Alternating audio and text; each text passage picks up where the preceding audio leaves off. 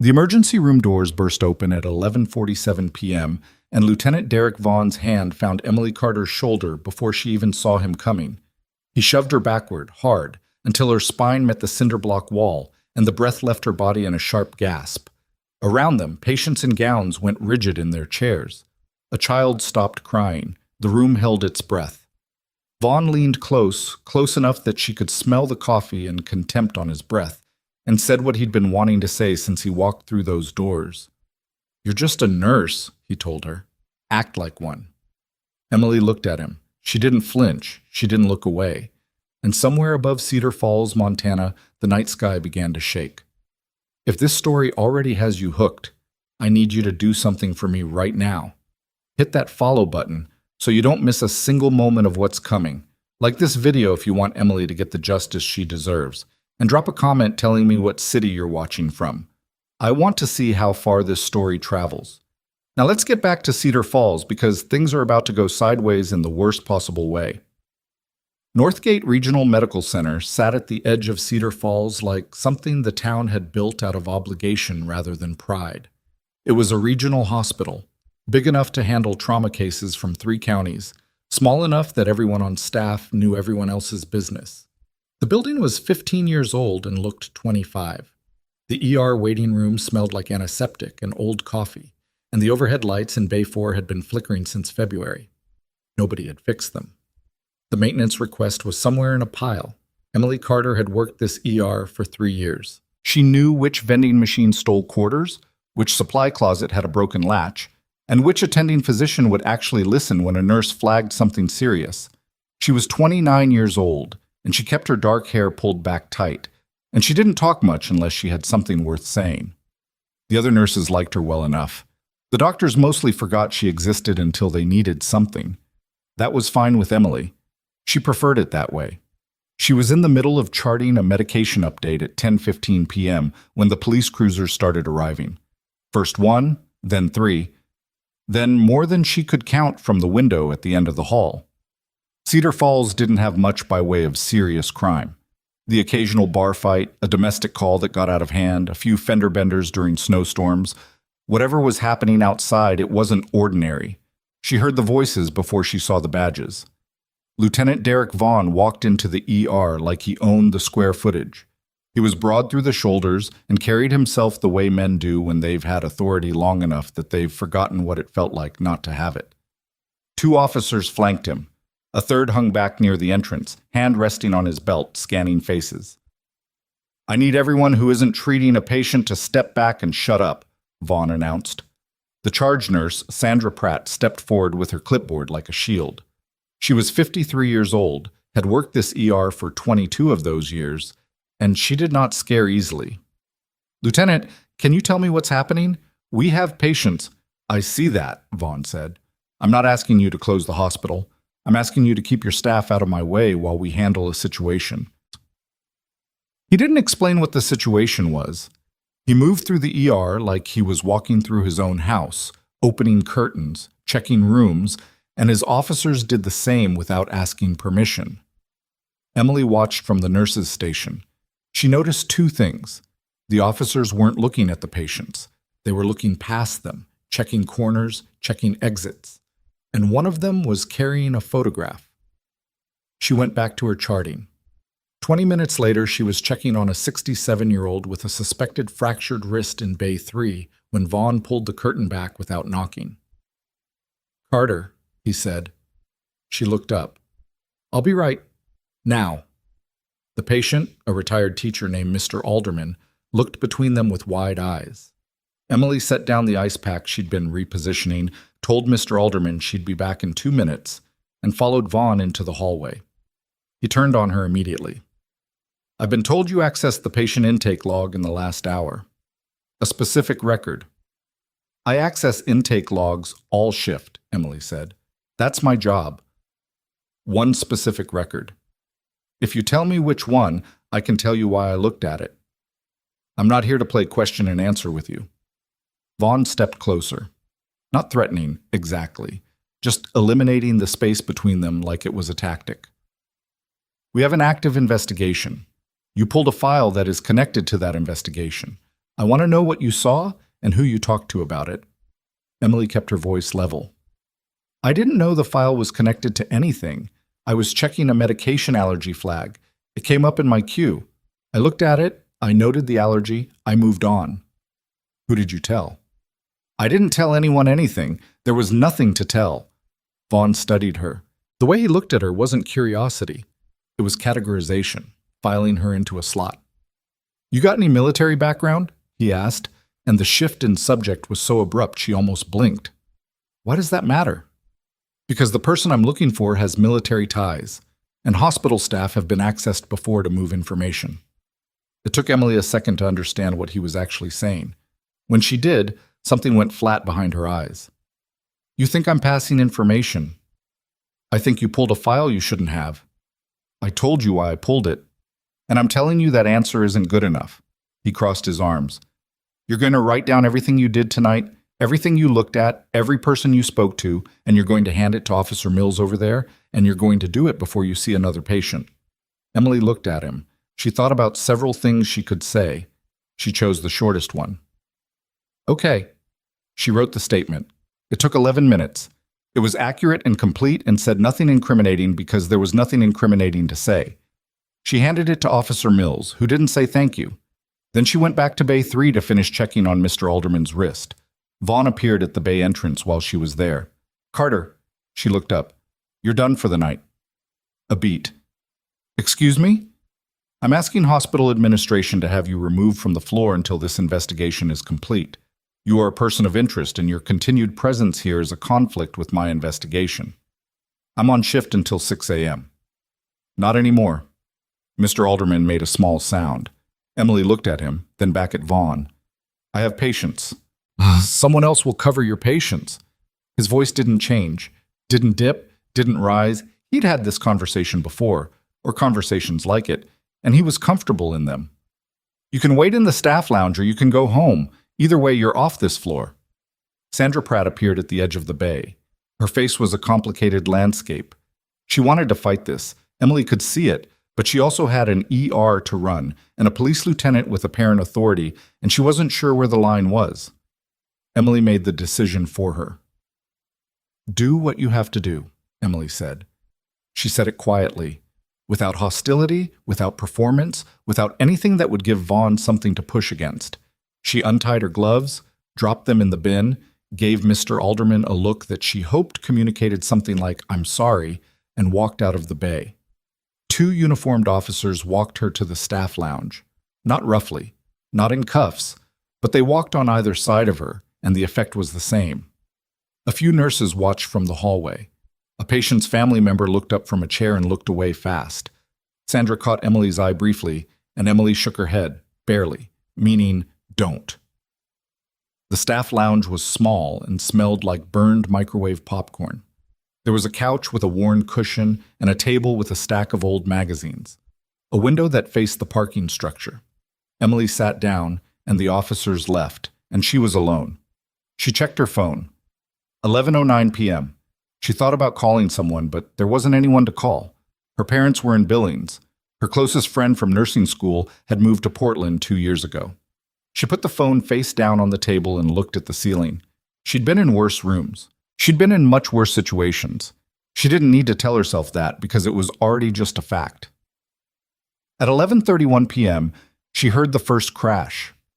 It came from the direction of the ER, a hard, percussive impact, like a door being thrown open with force, followed by shouting. Her body was up before her mind processed the decision. She was at the lounge door with her hand on the handle before the second sound came, a scream, high and cut short, from somewhere near the ambulance bay. She opened the door. The hallway was wrong. She registered it in pieces. 2 of Vaughn's officers were moving fast toward the ER entrance, weapons drawn but not yet raised. The lights in Bay 4 were finally out completely. Sandra Pratt was pressed against the far wall with both hands up. And there were men who were not police officers standing in the ER with weapons that were not standard issue. 3 of them that she could see, maybe more behind the admit desk. Moving with the kind of controlled aggression that comes from training, not impulse. They weren't panicking, they were searching. One of them shouted something Emily didn't fully hear, and one of Vaughn's officers responded, and for half a second she thought maybe there was some kind of standoff resolution happening, some negotiation. Then a shot went into the ceiling and everyone in the waiting room dropped. Emily pulled back into the hallway before anyone saw her. Her heart rate had jumped. She registered the jump the same way she'd register a change in a patient's vitals, with clinical detachment, noting it and filing it away. Elevated. Fine. Useful. She moved down the hallway away from the ER entrance, toward the secondary corridor that connected to the West Wing. She needed to understand what was happening. She needed to count. How many? How armed? What they wanted. She had seen the way they were moving through the ER, and it wasn't robbery. It wasn't random. They were looking for something. Someone. She turned the thought over and found the piece that fit. The file she'd pulled. The medication allergy flag in the intake log. The patient it was attached to. She'd barely looked at the name, but she'd looked. James Keller. Admitted 9:42 p.m. Room 114W. 41 years old. GSW to the left shoulder listed as construction accident. But GSW from a construction accident doesn't explain why his intake form had 3 different federal case numbers buried in the administrative notes. And Emily had worked too many ER shifts to not notice what she wasn't supposed to notice.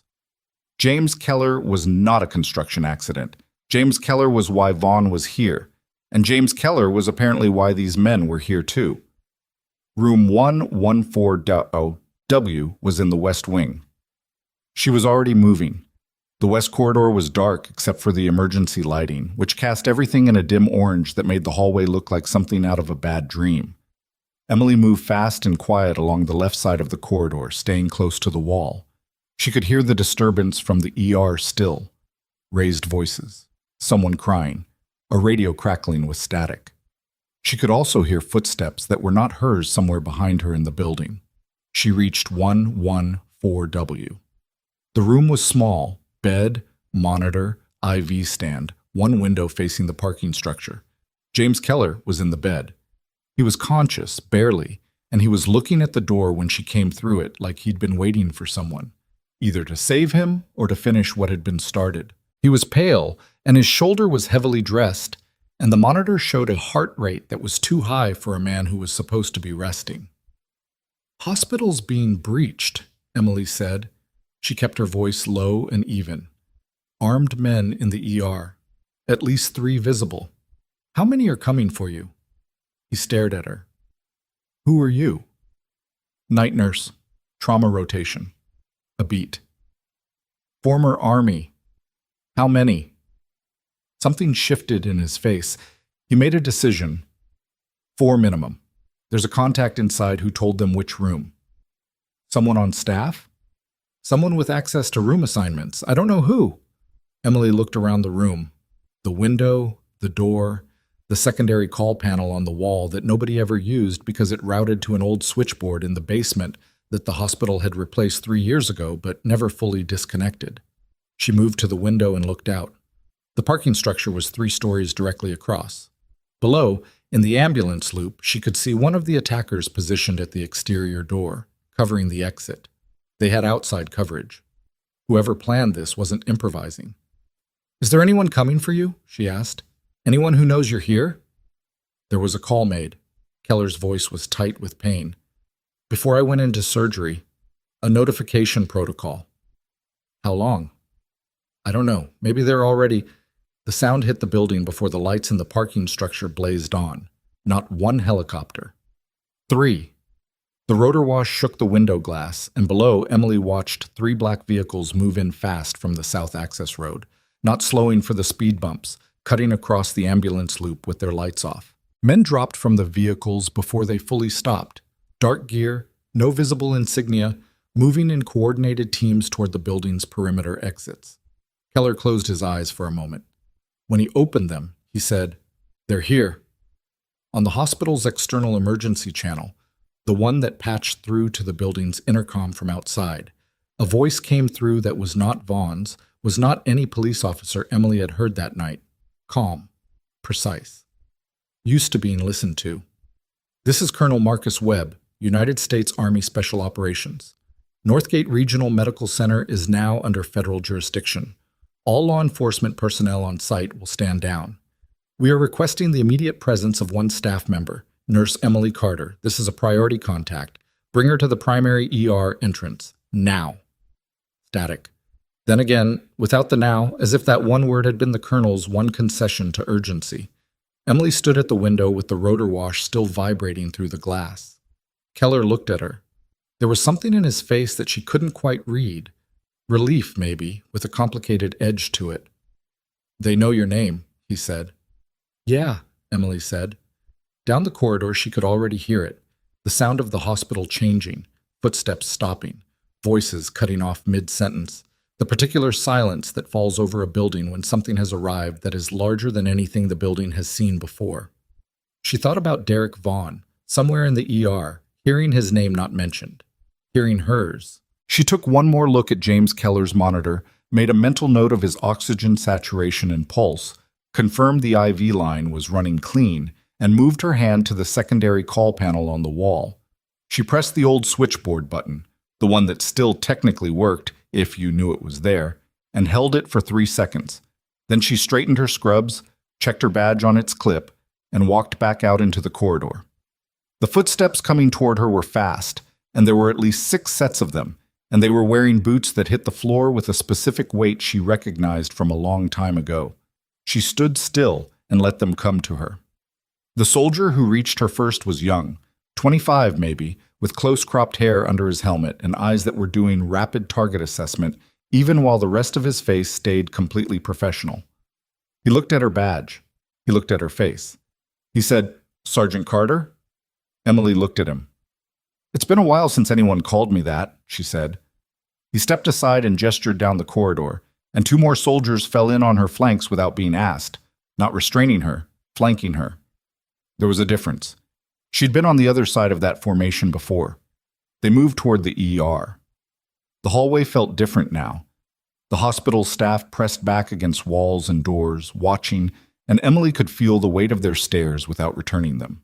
She'd spent 3 years being invisible in this building, 3 years of pulling files and checking vitals and fielding requests from doctors who couldn't remember her name. She was familiar with the specific social temperature of not being seen. This was something else entirely.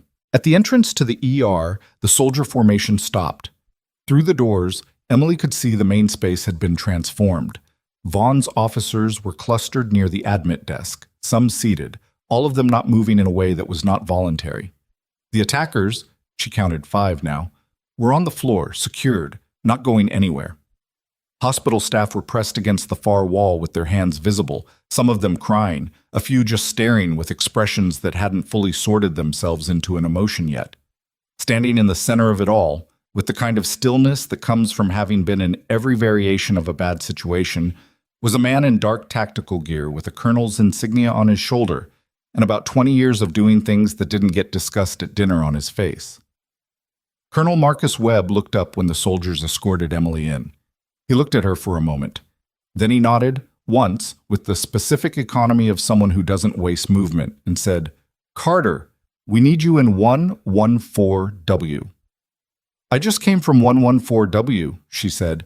"Keller's vitals are holding, but he needs a thoracic specialist, and the IV needs to be adjusted. Someone tapped his room assignment. The inside contact told the extraction team exactly where he was." Webb absorbed this without visible reaction. "UID the contact?" "Not yet, but it's someone with access to room assignments in the last 2 hours. That narrows it." "We'll handle that." He started moving, and she fell in beside him, and the soldiers moved around them. "You have anything on what went wrong with the security protocol?" "I wasn't briefed on a security protocol," Emily said. "I'm a nurse. I was taken off the floor by the police lieutenant at," she checked the wall clock, 11:15. Something moved across Webb's face. Not surprise, not exactly, more like a confirmation of something he'd already suspected. "Vaughn." It wasn't a question. "He said I'd accessed a file I wasn't supposed to." "Did you?" "I accessed what was in my medical queue. I didn't know who Keller was." Webb said nothing. They turned the corner into the west corridor. Behind them, Emily could hear the sounds of the ER settling into a new kind of order. Webb's people moving through it with the same systematic calm they brought to everything else. She didn't look back. Not because she wasn't thinking about the look on Derek Vaughn's face when Webb's voice had come over that intercom and asked specifically for her. Not because she hadn't noticed the moment the room had shifted. She had noticed all of it, had logged it with the same clinical precision she brought to everything. She just didn't need to look back to know what she'd find there. Vaughn's expression would be the same one she'd seen before, on other faces, in other places, in a version of herself that had spent years in situations this hospital couldn't imagine. The expression of a man who had just realized, too late, always too late, that the person he'd dismissed out of hand was the one person the room couldn't function without. Room 114W's door was open. James Keller was still conscious, his eyes tracking the doorway with the wariness of a man who'd learned to assess every entry. When Webb walked in, something in Keller's posture shifted. Not relaxed, but recalibrated. Emily moved to the bedside and picked up his chart, cross-referencing it against what she'd already filed in her head. She adjusted the IV rate with 2 quick movements. She checked the dressing on his shoulder, confirmed it was holding, made a note on the paper chart in the shorthand she always used.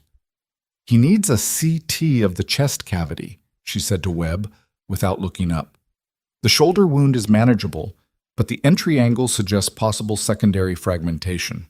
If there's shrapnel near the pleural space and nobody's looked, we're going to have a problem by morning." "Can you clear the space to do it?" "Not alone." She looked up. "But if your people can secure the radiology suite and your medics can assist, I can run it." Webb considered this for approximately 2 seconds. "Make it happen." She was already turning toward the door, and then she was in the hallway again, moving, pulling her mental map of the hospital up and running through the coordinates. Radiology was 2 floors up, west elevator bank, 3-minute walk if the corridors were clear.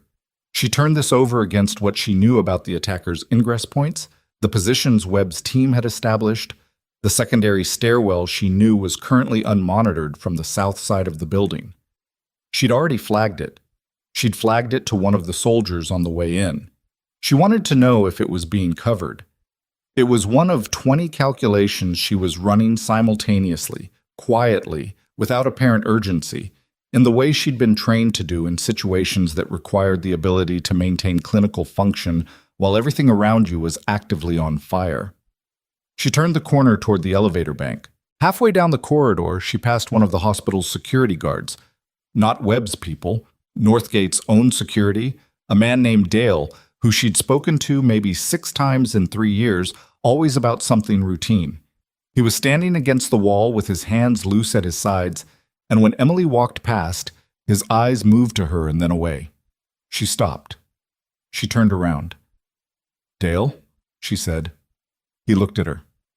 "What time did you update the room assignment board tonight?" A beat. Too long. "I don't," he started. "The board in the security office.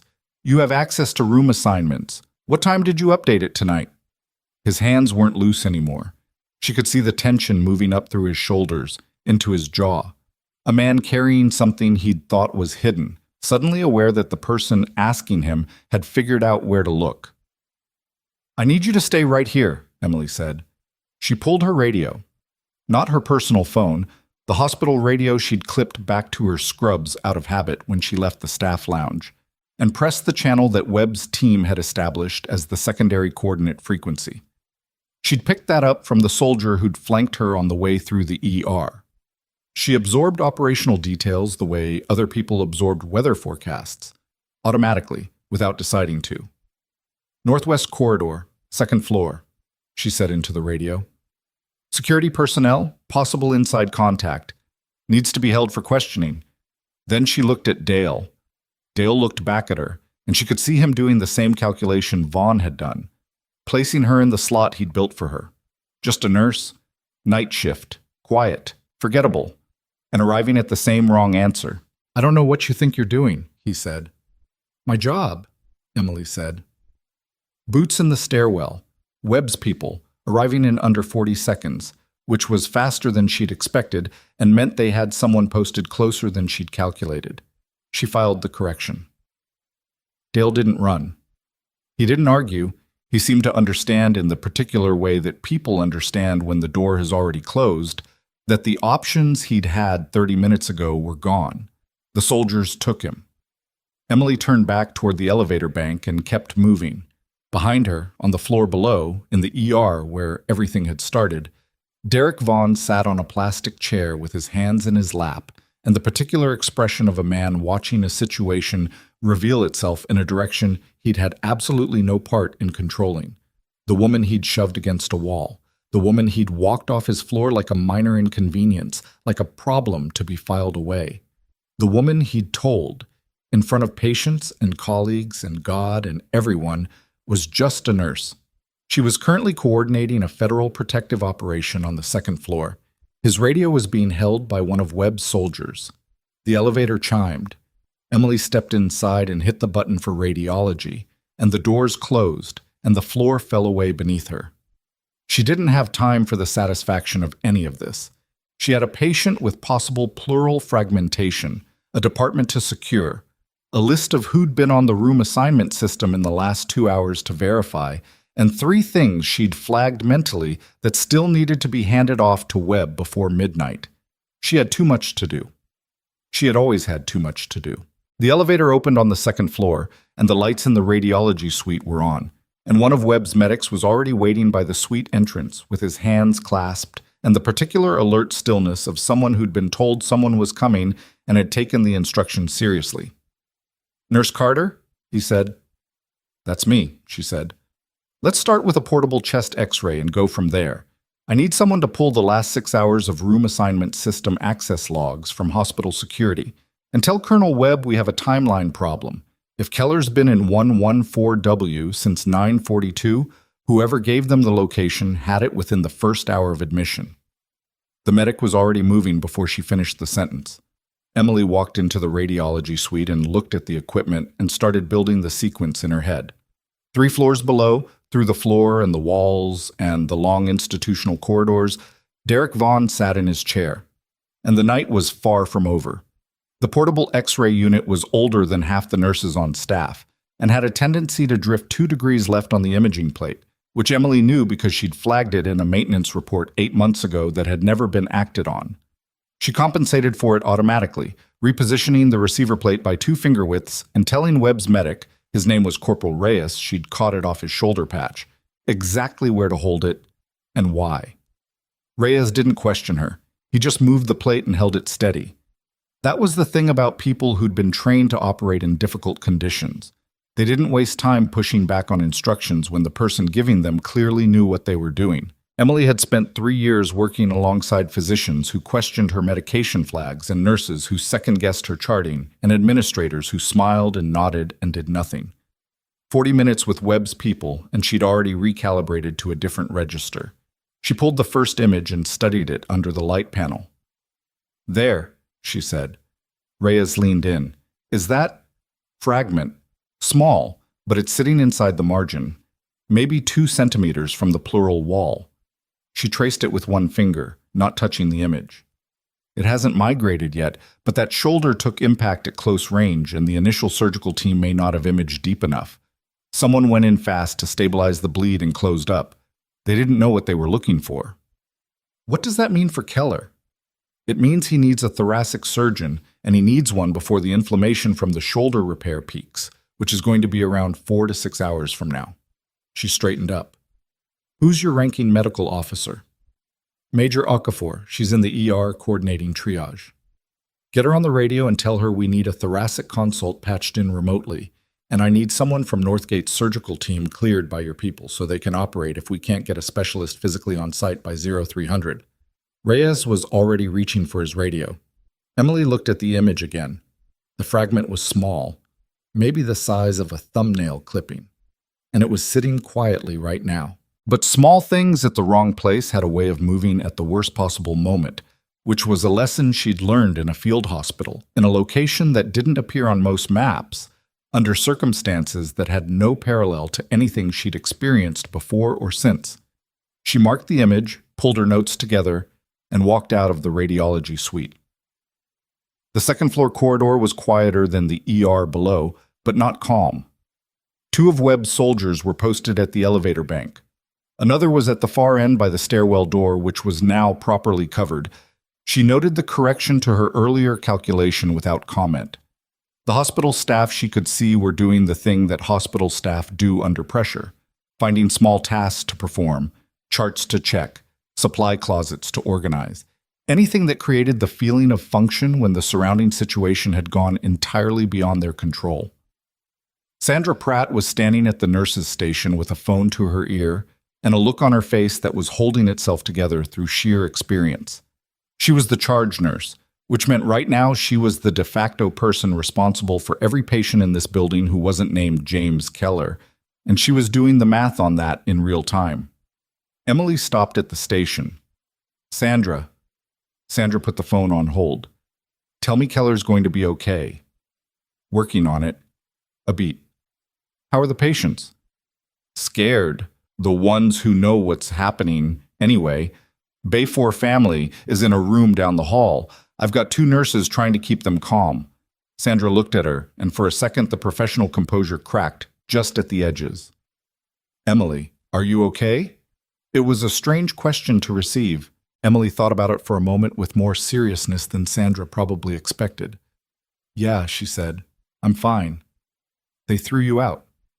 I know. Vaughn told the nursing director. Sandra stopped, recalibrated. It doesn't matter right now. What did he tell her? Sandra's mouth went flat. That you were a potential security risk, that you'd accessed restricted patient information and refused to cooperate with the investigation. She looked at the soldiers at the elevator bank and back at Emily. The nursing director called your supervisor. There was going to be a disciplinary meeting tomorrow. Emily absorbed this. Okay. Okay? Sandra looked at her like she'd said something in a foreign language. There's not much I can do about it tonight. Emily picked up a pen from the station and made a note on the physical log. Patient 1, 14W. Imaging complete, surgical consult pending, initials EC, exact time. Right now, I need the names of every staff member who had access to the room assignment system between 9:30 and 11 p.m. I've already flagged Dale from security, but he may not have been working alone. Sandra stared at her for another second. Then something shifted in her expression. Not warm, exactly.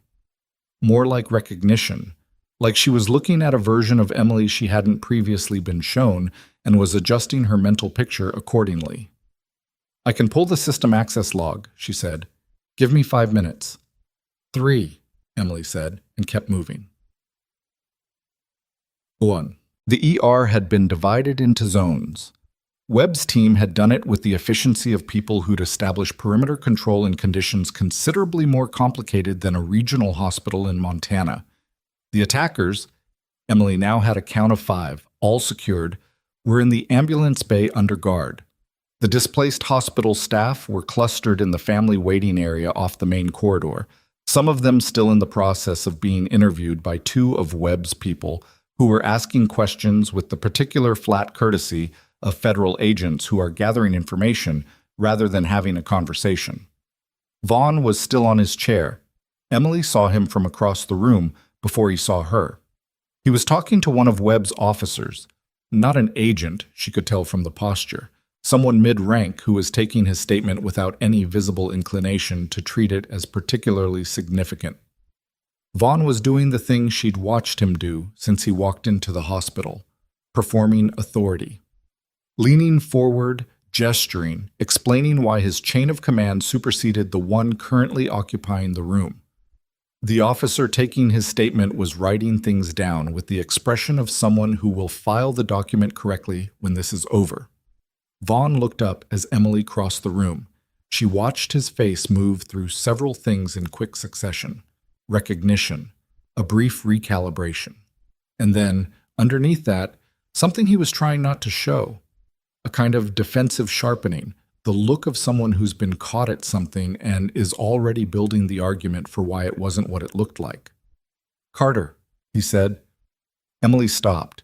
She hadn't intended to stop. She had somewhere to be, but something made her take the 3 seconds. Lieutenant, she said, I want you to know that everything I did tonight was within my legal, I know, she said. He blinked. That wasn't the response he'd been building toward. The investigation was real, she said. And your instinct that the file access was connected to Keller was correct. You just pulled the wrong person. She paused. The inside contact was Dale Pruitt, building security. He had access to the room assignment system, and he passed Keller's location to the extraction team within the first hour of admission. Vaughn stared at her. You should know that, she said, because it's going to be relevant to your statement. She walked away. She hadn't done it to be gracious. She'd done it because the information was operationally relevant, and because she'd been trained to pass relevant information to all parties who needed it, even the ones she didn't like. Maybe especially those. Webb was near the admit desk with a phone to his ear, and the expression of someone receiving information that is confirming a picture he'd already been building for some time. He held up one finger when Emily approached, a hold signal, and finished the call with a series of short affirmatives. He lowered the phone. Okafor says she can clear a surgical team in 40 minutes. We're patching in a thoracic specialist from Denver on video. Between them and your imaging data, they think they can manage the fragment without full open chest. He looked at her. You're going to be in the room. I know, she said. It wasn't arrogance, it was logistics. She had the imaging data in her head. She knew Keller's chart better than anyone currently on site, and she'd assisted in field surgeries in conditions that would have made Northgate's operating suite look like a 5-star medical facility. The access log came through, Webb said. He handed her his phone with the screen showing a short document. The room assignment system access history, pulled by someone on his end. Your security contact gave them the initial location, but there's a second access event at 10:53, different login. Emily looked at the log. The second login was registered under a nurse's credentials. Someone named T. Marsh. Night shift charge secondary. She'd met Marsh twice, maybe 3 times, always in passing. Young, maybe 26, been at Northgate for about a year. Where's Marsh right now? She asked. That's the question, Webb said.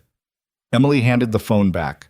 She thought about the layout of the hospital, the exits, the access points, the places a person might go if they'd done something they wanted to put distance between themselves and... The east wing had a service exit that led out near the loading dock. The loading dock was currently unwatched because Webb's perimeter had focused on the main ambulance bay and the primary entrances. East service exit, she said. Loading dock. Webb was already raising his radio. Emily was already moving. What? She didn't run. Running attracted attention and made noise and cost energy that she might need for something else. She walked fast, the way she'd learned to walk in environments where the difference between deliberate and panicked was the difference between a person with a role and a target.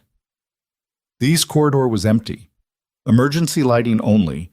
The main overhead had tripped when the attackers breached the ER entrance, and whoever was supposed to reset it hadn't gotten there yet.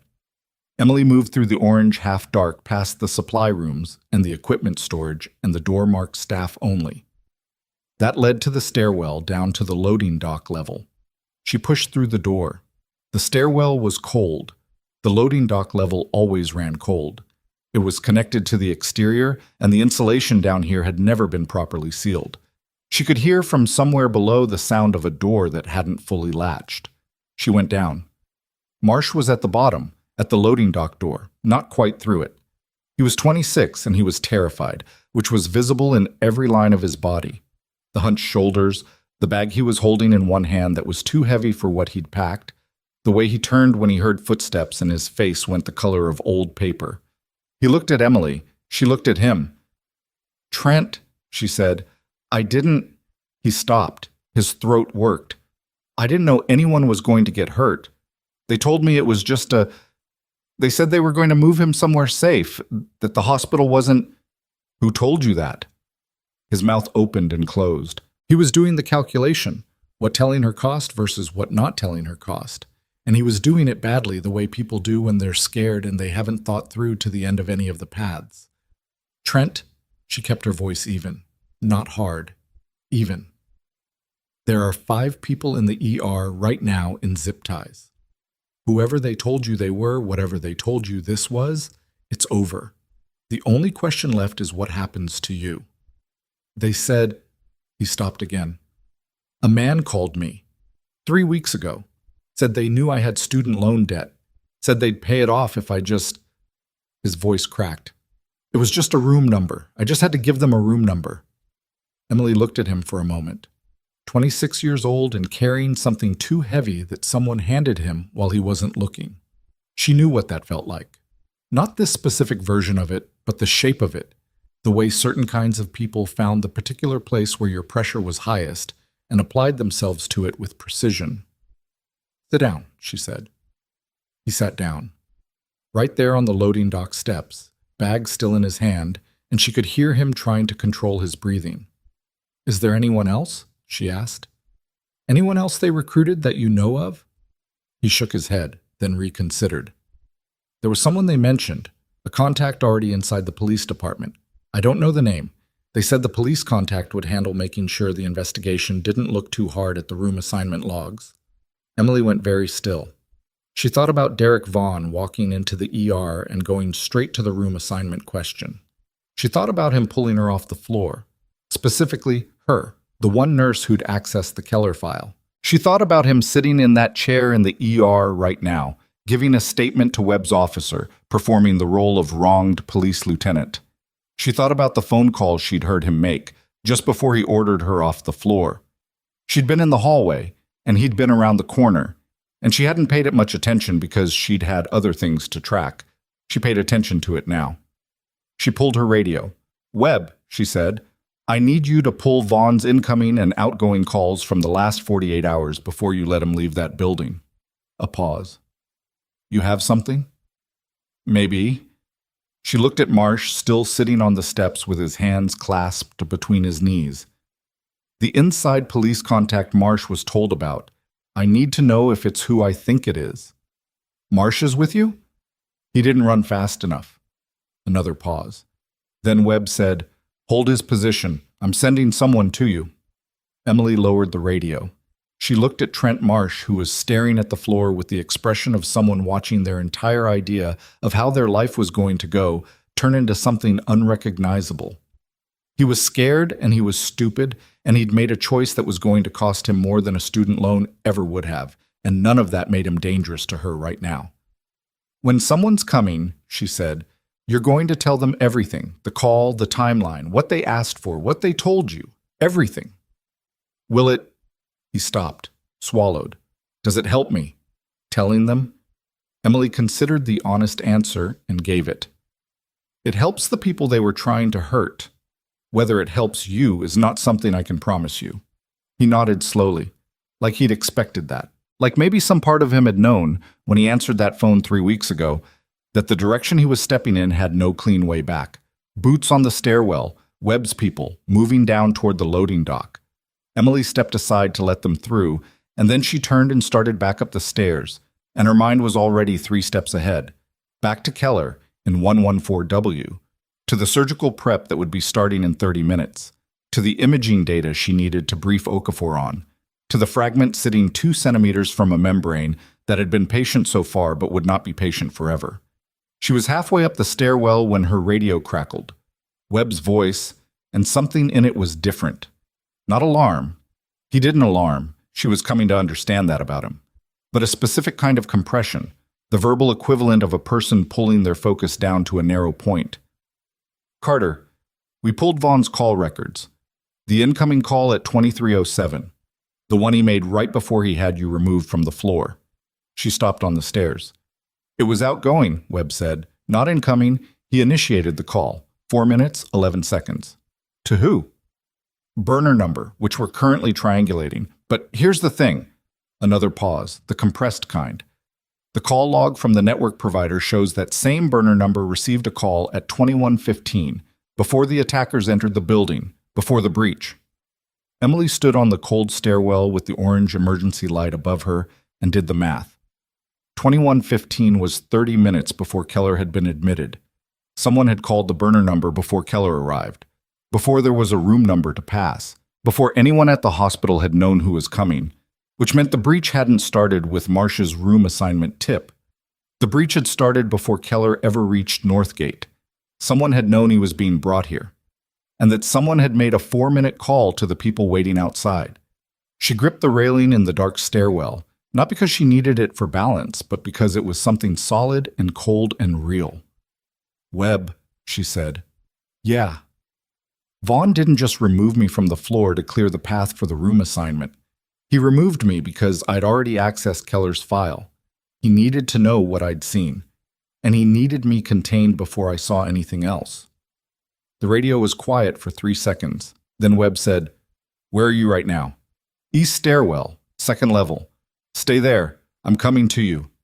Emily looked at the door above her, the one that led back to the corridor, to the hospital, to everything that was still actively happening in the rooms above. She thought about Keller upstairs, the fragment quiet but not permanent. She thought about the surgical team Okafor was clearing. She thought about Vaughn down in the ER, still giving his statement, still performing, still inside the building where Webb's people were the only thing standing between him and a door. She didn't stay there. She went up.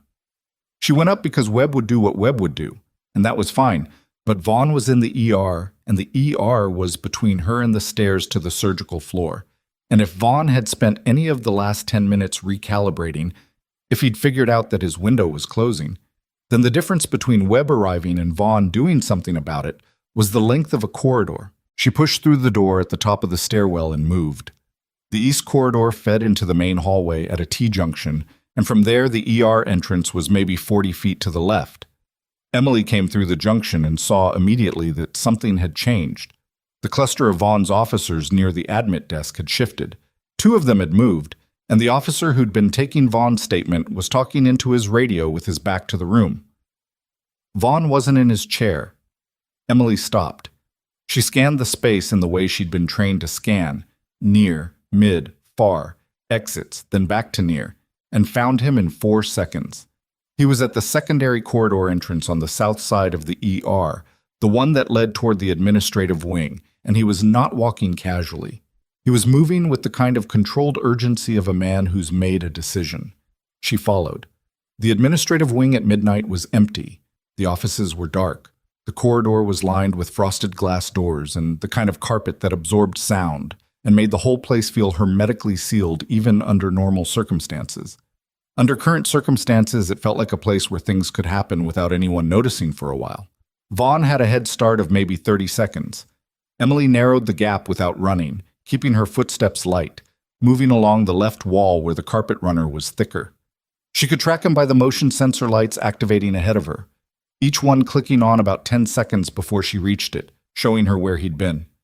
He turned right at the end of the administrative wing. That corridor dead-ended at 2 things: the hospital director's office and the server room that housed the main network infrastructure, which was where the physical access terminals for the room assignment system were stored. The logs, the backup drives, everything that documented who had accessed what and when. Emily understood. She rounded the corner and found Vaughn at the server room door with a keycard in his hand. Not his own keycard. Someone else's.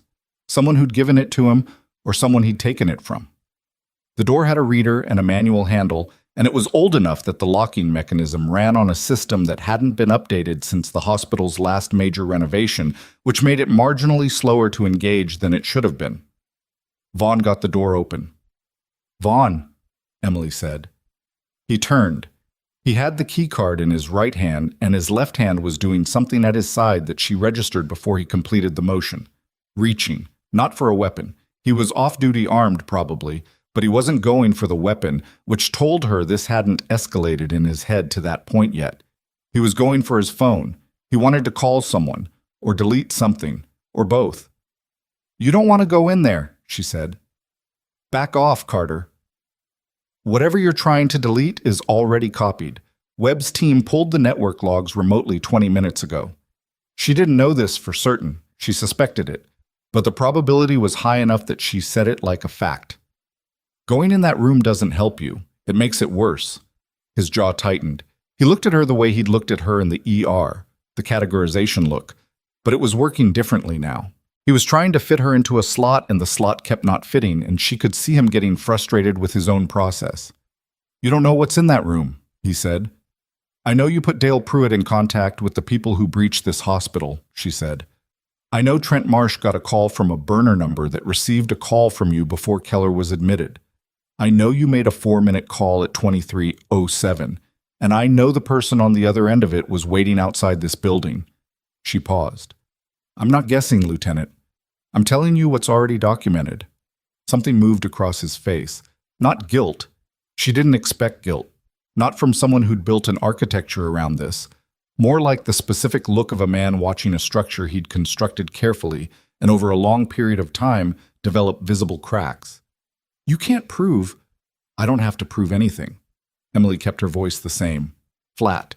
Informational. "That's not my job. My job is to tell you that Colonel Webb is going to be in this corridor in about 4 minutes, and whatever you do in the next 4 minutes is the last choice you're going to make as a free man. You can walk back to the ER and sit down, or you can go into that server room and spend those 4 minutes deleting files that have already been copied." She looked at him steadily. "Your call." The server room hummed behind him. The motion sensor light in the corridor was still on, which meant no one else had turned into this hallway in the last 30 seconds. Just the two of them in the administrative wing, and somewhere in the building above them, James Keller's fragment sitting 2 centimeters from a membrane, being patient. Vaughn didn't move for a long moment. Then he took his hand off the server room door. He didn't walk back toward the ER.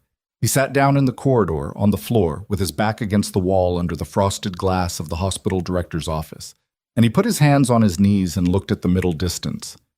Emily noted this. Noted that he wasn't fleeing and wasn't escalating.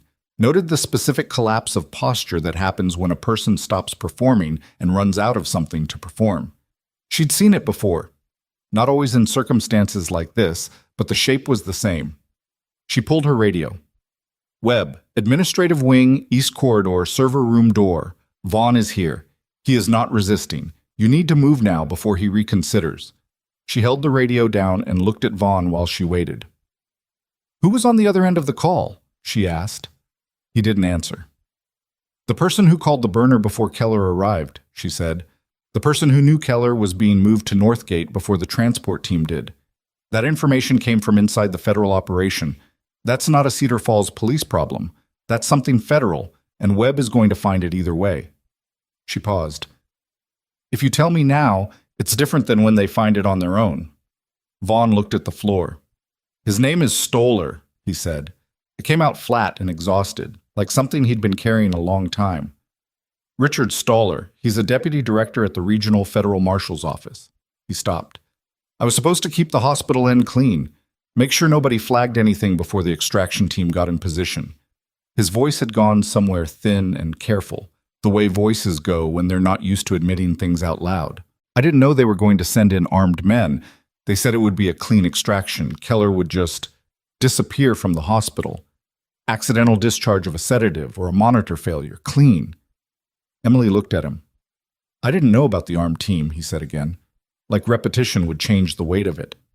"But you knew what they were going to do to Keller." He didn't answer, which was its own answer.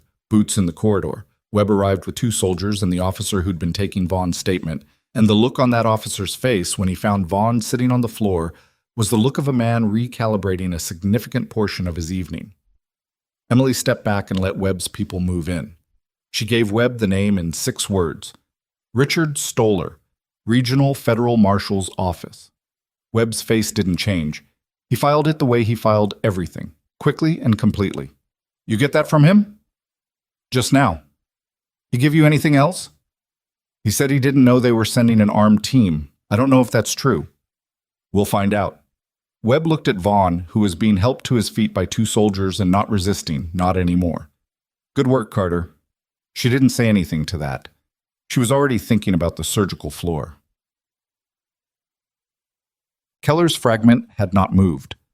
This was the first thing Major Okafor confirmed when Emily arrived at the pre-op area outside the OR on the 3rd floor, slightly out of breath in a way she would not have admitted to, and that Okafor was tactful enough not to mention. Okafor was 40, compact, with close-cropped natural hair, and the kind of clinical calm that didn't read as coldness. It read as competence, which was different. She'd spread Emily's imaging notes across the prep table and had the Denver specialist on a tablet propped against the wall. "Fragment is 2.1 centimeters from the lateral pleural margin," Okafor said, pointing at the image. Specialist concurs it's stable for now, but has to come out before inflammation peaks. How long do we have? Okafor glanced at the tablet. The specialist on screen, a Dr. Fenn, gray-haired, reading glasses on, apparently having been woken up and taking it in stride, said, 4 hours? Maybe 4.5? If it migrates toward the pleural space, we're looking at a hemothorax, and then the timeline compresses to minutes. Can you walk us through it remotely? Okafor asked. I can walk you through a VATS approach, if your equipment supports it. Minimal invasive, 30-minute procedure if everything behaves. Equipment? Okafor looked at Emily. Emily had already been through the OR inventory in her head. Northgate has a standard thoracoscopy setup. Last inspection was 8 months ago. It should support VATS. She paused. Should. We're going to need to verify before we open him up, Fenn said from the tablet. I'll check it, Emily said, and went into the OR. The OR at midnight was cold and still, and lit with the particular flatness of surgical lighting that made everything look like evidence. She moved through the equipment check methodically. Scope, trocar set, question. It was an older model, and the connection cable between the scope and the monitor had been flagged in the last inspection as showing wear. She found the cable. She checked the connection. The wear was real. There was visible fraying at the distal end, not catastrophic, but not nothing. She checked the supply cabinet for a replacement cable. There was one. She held it up to the light and confirmed the connector type matched. She swapped the cable, ran the scope's self-test, and watched the monitor resolve into a clean image. She went back to pre-op. Equipment's ready, she said. Cable replaced. We're good. Okafor looked at her for a moment. You want to scrub in? Yes, Emily said without making it complicated. You're a nurse. I'm a nurse who has assisted in 4 field thoracic procedures and 2 thoracoscopic interventions under conditions that were considerably less favorable than this. She said it without emphasis. Just information. I know this patient's imaging, I know this equipment, and I've been tracking his vitals for the last 2 hours. You need me in that room. Okafor held her gaze for another second. Then she looked at the tablet. Ben, she said, you okay with the assist profile? Ben squinted over his reading glasses at whatever file he'd pulled up. If she's who the colonel says she is, I'm more than okay with it. Emily didn't ask what Webb had told him. She went to scrub. The procedure took 38 minutes. Not 30 because the fragment had shifted slightly during the prep. Not toward the pleural margin, laterally, which Fenn said was actually better, but which required a different entry angle and an adjusted trocar placement. Emily called the adjustment before Fenn did, which he acknowledged with a brief nod on the tablet screen and the phrase, agreed, do it, without making anything else out of it. Okafor worked. Emily assisted. Fenn guided from Denver. The OR nurse, a Northgate staff member named Petra, who had been cleared by Webb's team, and who was, Emily noted, extremely good at her job and completely unflappable, managed the instrument table with the efficiency of someone who'd been doing this for 20 years, because she had. The fragment came out at 1:47 a.m. It was small, smaller than it had looked on the X-ray, the way things sometimes were when you finally had them in front of you, rather than represented in gray gradients. Okafor held it up in the forceps for a moment, about the size of a grain of rice with a jagged edge on one side. That's it? Petra said. That's it, Okafor confirmed. The monitor showed Keller's vitals stabilizing. His oxygen saturation climbed 2 points. His heart rate, which had been elevated all night, dropped to something that was still high but sustainable. Emily watched the numbers and let out a breath through her nose that she'd been holding, not continuously, but in pieces, for the last several hours. Okafor looked at her across the OR table. Nice call on the imaging. It was there to see, Emily said. Not everyone sees it. Emily didn't argue with that. She looked at the fragment in the forceps and thought about all the things that happen when something small gets into the wrong place and nobody sees it until the damage is already done. She wasn't thinking only about fragments. They closed. Keller would need monitoring and restricted movement and a follow-up scope in 48 hours. But he was going to make it. Fenn signed off from Denver with the dry satisfaction of someone who'd done a difficult thing well, and was already going back to sleep. Emily de-scrubbed in the hallway outside the OR, working the gloves off carefully, and heard her radio before she'd finished. It was Reyes. His voice was tight in the way that it hadn't been all night. The trained composure still there, but something underneath it that she identified as controlled alarm. "Carter, we have a problem in the ER. You need to come now." She dropped the gloves in the bin and went. Mom. The problem in the ER was not the 5 secured attackers, who were still secure. It was not Vaughn, who had been moved to a separate room and was apparently cooperating with Webb's people in the comprehensive and exhausted way of a man who'd started talking and found it difficult to stop. The problem was the 6th attacker. Emily had counted 5. Everyone had counted 5. 5 men secured, 5 positions covered, 5 people whose weapons were zip-tied to their persons and whose phones were in Webb's possession. The count had been confirmed twice. The 6th man had come in through the ambulance bay during the initial breach and had not gone to the ER. He had gone somewhere else. He had been in the building for over 2 hours, and he had been very quiet, and nobody had found him because nobody had counted past 5. Webb was in the ER doorway when Emily arrived. His face had the look it had when he was processing something fast. "We found a door breached in the supply corridor," he said. "East side, internal." He had access to the hospital layout. He knew where the structural columns were, where the cameras had blind spots. "How long ago did you find the door?" 4 minutes. We've been doing a sweep since." "Where's Keller?" "Post-op holding, 2 of my people with him."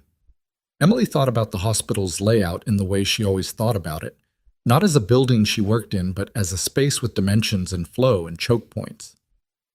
Post-op holding was on the 3rd floor, east side. The east side had the stairwell she'd been in. The stairwell she'd gone up when Webb told her to stay put. The door she'd come through was the east service door. "Webb," she said, "the east service stairwell. There's a maintenance access panel at the 2nd floor landing. It opens into the HVAC service corridor that runs the length of the east side. The service corridor has a secondary access ladder to the 3rd floor mechanical room." She looked at him. "The mechanical room shares a wall with post-op holding." Webb had his radio up before she finished. The response came back in 12 seconds. His people on the 3rd floor had not cleared the mechanical room. It wasn't on the hospital map they'd been given. The map was 8 years old. Webb was already moving. Emily was already with him. The east stairwell again. 3rd time tonight. She went up faster than she had before. Webb beside her, 2 soldiers behind them, and the cold of the stairwell hitting her face as they climbed. At the 2nd floor landing, she stopped and hit the maintenance panel with the flat of her hand. It was a push latch, no lock. Hospital maintenance panels never had locks because that created its own problems. And the panel swung open. The HVAC corridor was narrow and dark and smelled like dust and metal, and the particular staleness of spaces that got air but not people. There was a pull cord for a light that Emily found by memory. She'd been in here once, 18 months ago, following a maintenance worker who was tracking a ventilation issue in Bay 3. She pulled it. A single bulb came on. The corridor ran left to right. Left was the mechanical room. Emily went left. Webb's hand caught her arm, not hard, firm. "I go first," he said. She looked at him, considered the argument, and recognized that this was not a situation where she had all the information and he had less. He had more information about what his people were doing and where they were. She stepped aside. He went first. She went second. The soldiers behind them. The mechanical room door at the end of the corridor was a heavy fire door, the kind that resisted casual entry but had a push bar on the inside for emergency egress. From this side it had a standard handle. Webb positioned himself, made a signal to the soldiers behind them, and pushed through. The mechanical room was full of the sound of the building. HVAC units running, pipes carrying water, the low electrical hum of systems that kept things functioning in the background while people didn't think about them. It was a large room, much larger than the corridor had suggested, with rows of equipment and overhead cabling and the kind of organized chaos that maintenance teams accumulate over 15 years. The shared wall with post-op holding was on the far side. There was a man in the room.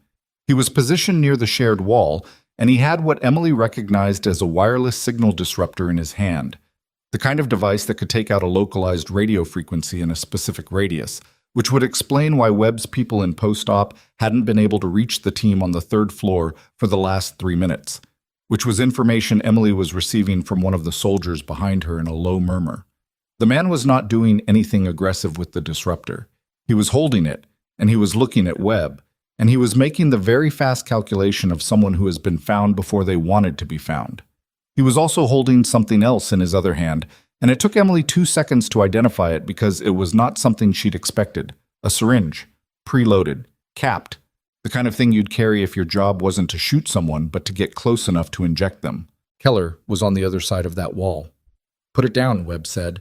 The man looked at Webb and then, briefly, at Emily, with the specific neutrality of someone who is running probabilities. He would not be running good ones. Webb had 2 armed soldiers and a direct sighting on him in a room with 2 exits, and the syringe was only useful to him if he could get through the wall, which he could not. He knew this. She could see him knowing it. What she couldn't see was the second thing. The thing she was looking for because she'd learned, a long time ago, that when someone is standing very still in a room with a device in one hand and a syringe in the other and looking at you with that particular calculation, there is usually a reason they haven't moved yet that isn't fear. She found it.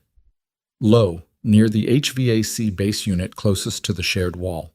A small rectangular device, matte black, attached to the wall with what looked like an adhesive mount. She said, "Webb." He heard something in her voice. His eyes moved. The device was not a signal disruptor. The disruptor was in the man's hand. The device on the wall was something else, something that had been placed before they arrived, before anyone knew to look for a 6th man in the approximately 2 hours during which this person had been somewhere in the building that nobody was watching. Emily did not know exactly what it was. She knew what it looked like. "Clear the room," she said. "Now, everyone out." Webb made the call in the same breath. He was already moving. The soldiers had the 6th man's arms before he finished the command. One of them physically carrying the syringe hand upright, preserving it, not crushing it, which was the right instinct. And they were through the fire door in seconds. Emily went last. She pulled the fire door shut and leaned against it in the HVAC corridor, and the sound of the mechanical room continued behind it, steady and indifferent, all the building systems continuing to run. Webb was on his radio, calling for EOD. His voice was completely level, a man who had cleared rooms and found things before. She could hear in his cadence the specific discipline of someone who knew that the next 4 minutes mattered more than the last 2 hours. She looked at the fire door.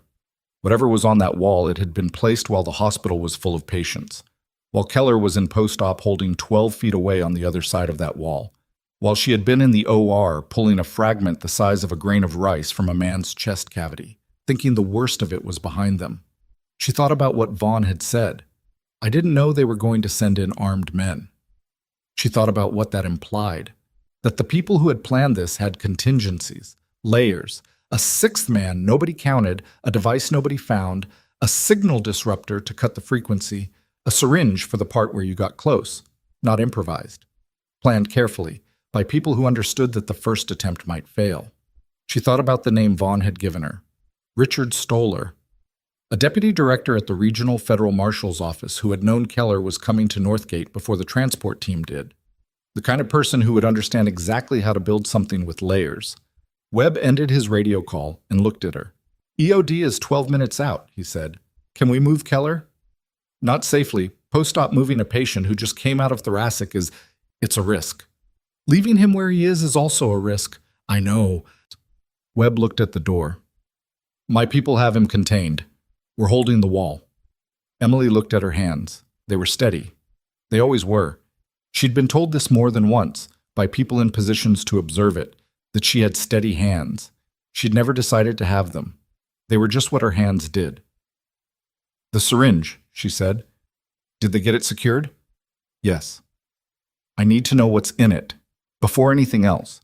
If Stoller built this with layers, the syringe is not a backup plan.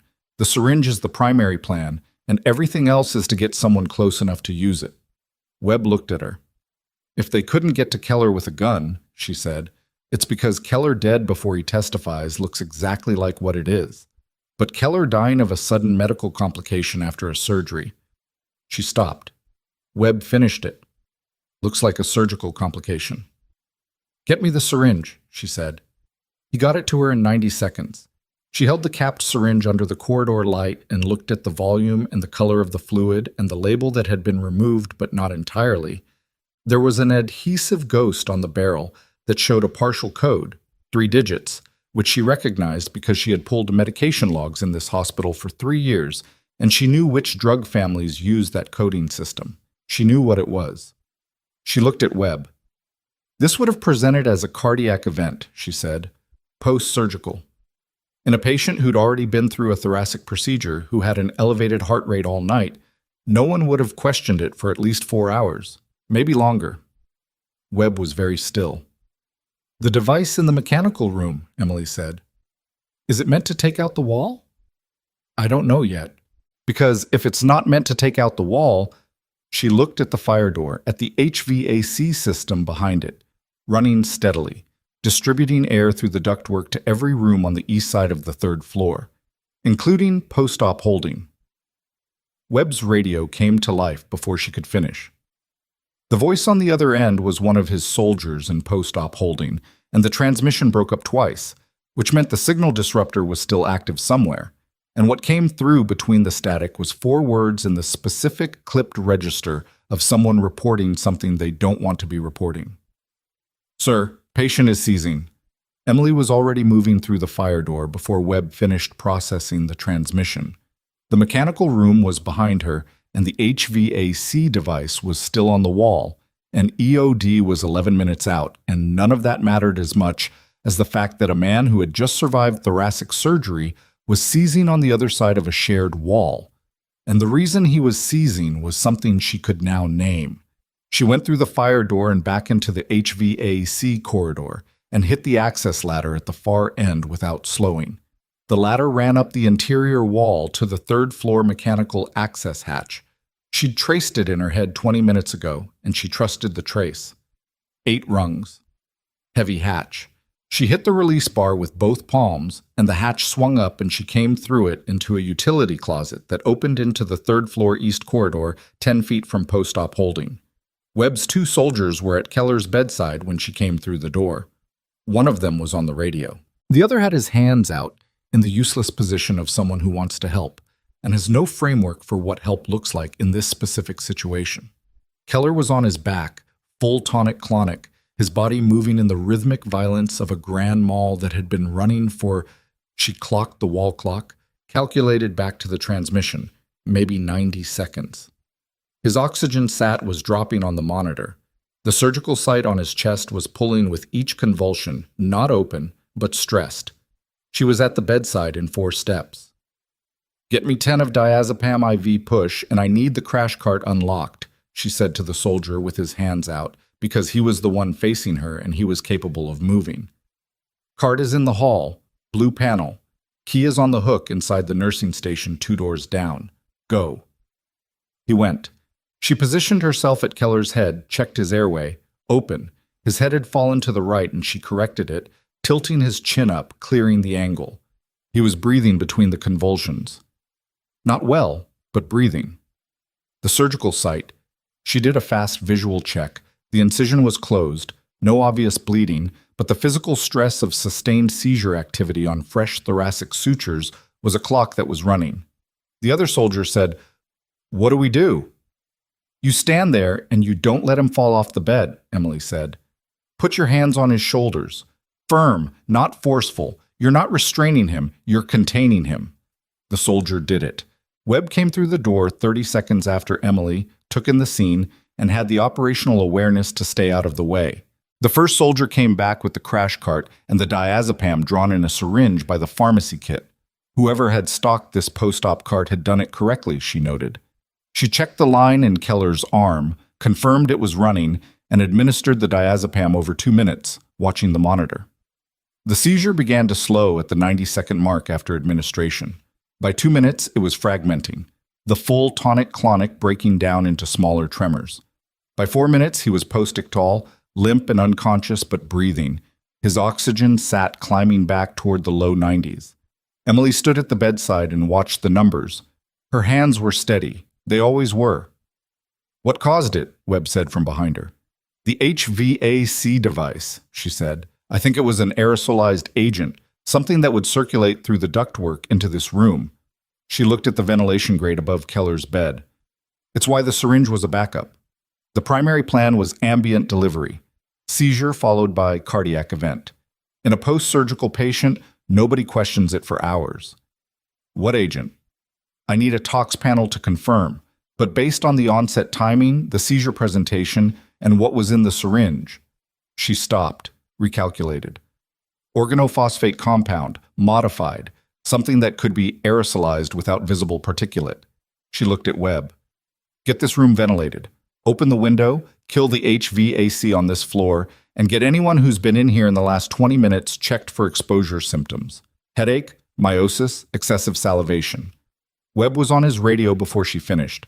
Emily looked at the soldier who'd positioned himself at Keller's shoulders and was still there, doing exactly what she'd told him. You can let go now, she said. Gentle. He did. She pulled a pen light and checked Keller's pupils. Constricted. Which confirmed it. Cholinergic toxidrome, organophosphate class compound. He'd received a low-level exposure, enough to trigger a seizure, not enough, yet, to push into full cholinergic crisis. Yet.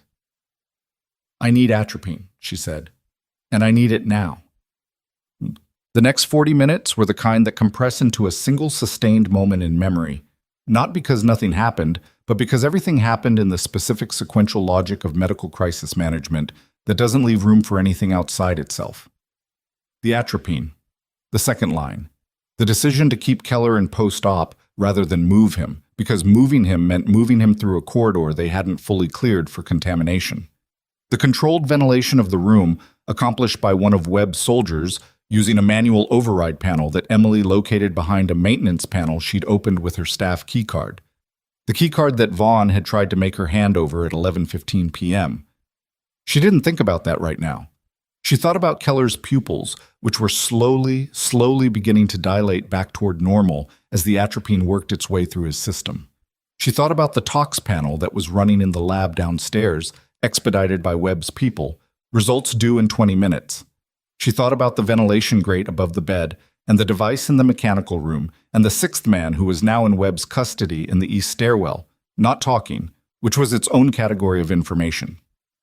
At 2:34 a.m., Keller's pupils were 4 millimeters and reactive. At 2:41 a.m., he opened his eyes. He looked at the ceiling for a moment, then at Emily. Still here, he said. His voice was rough and slow, the post-ictal fog still heavy on it. Still here, she confirmed. Did they? No, she said. You're okay. He closed his eyes again. Not from distress. From the particular exhaustion of a body that has been through too much in too few hours. His breathing was even. His sat was holding at 96. Emily stepped back from the bedside and out into the corridor where Webb was waiting with Major Okafor, who had been pulled from the surgical floor and briefed, and was now looking at Emily with an expression that had moved past professional assessment into something more complicated. The tox panel confirmed organophosphate derivative, Okafor said. Low concentration in the room air sample, high enough to affect someone with a compromised system, not high enough to affect healthy adults in brief exposure. She paused. Your two soldiers showed mild symptoms, headache, some lacrimation. We're monitoring. They'll be fine, Emily said. Anyone who came into this room after the device was activated should be evaluated, but at that concentration the exposure window needed was more than 20 minutes, Okafor said. Keller was in the room for 2 hours before the device was triggered remotely. Emily looked at Webb. Remotely, she said. Signal from outside the building. Webb held up his phone. The screen showed a technical readout she didn't need to fully understand to grasp the implication. The disruptor the sixth man was carrying wasn't just cutting our radio frequency. It was the activation mechanism.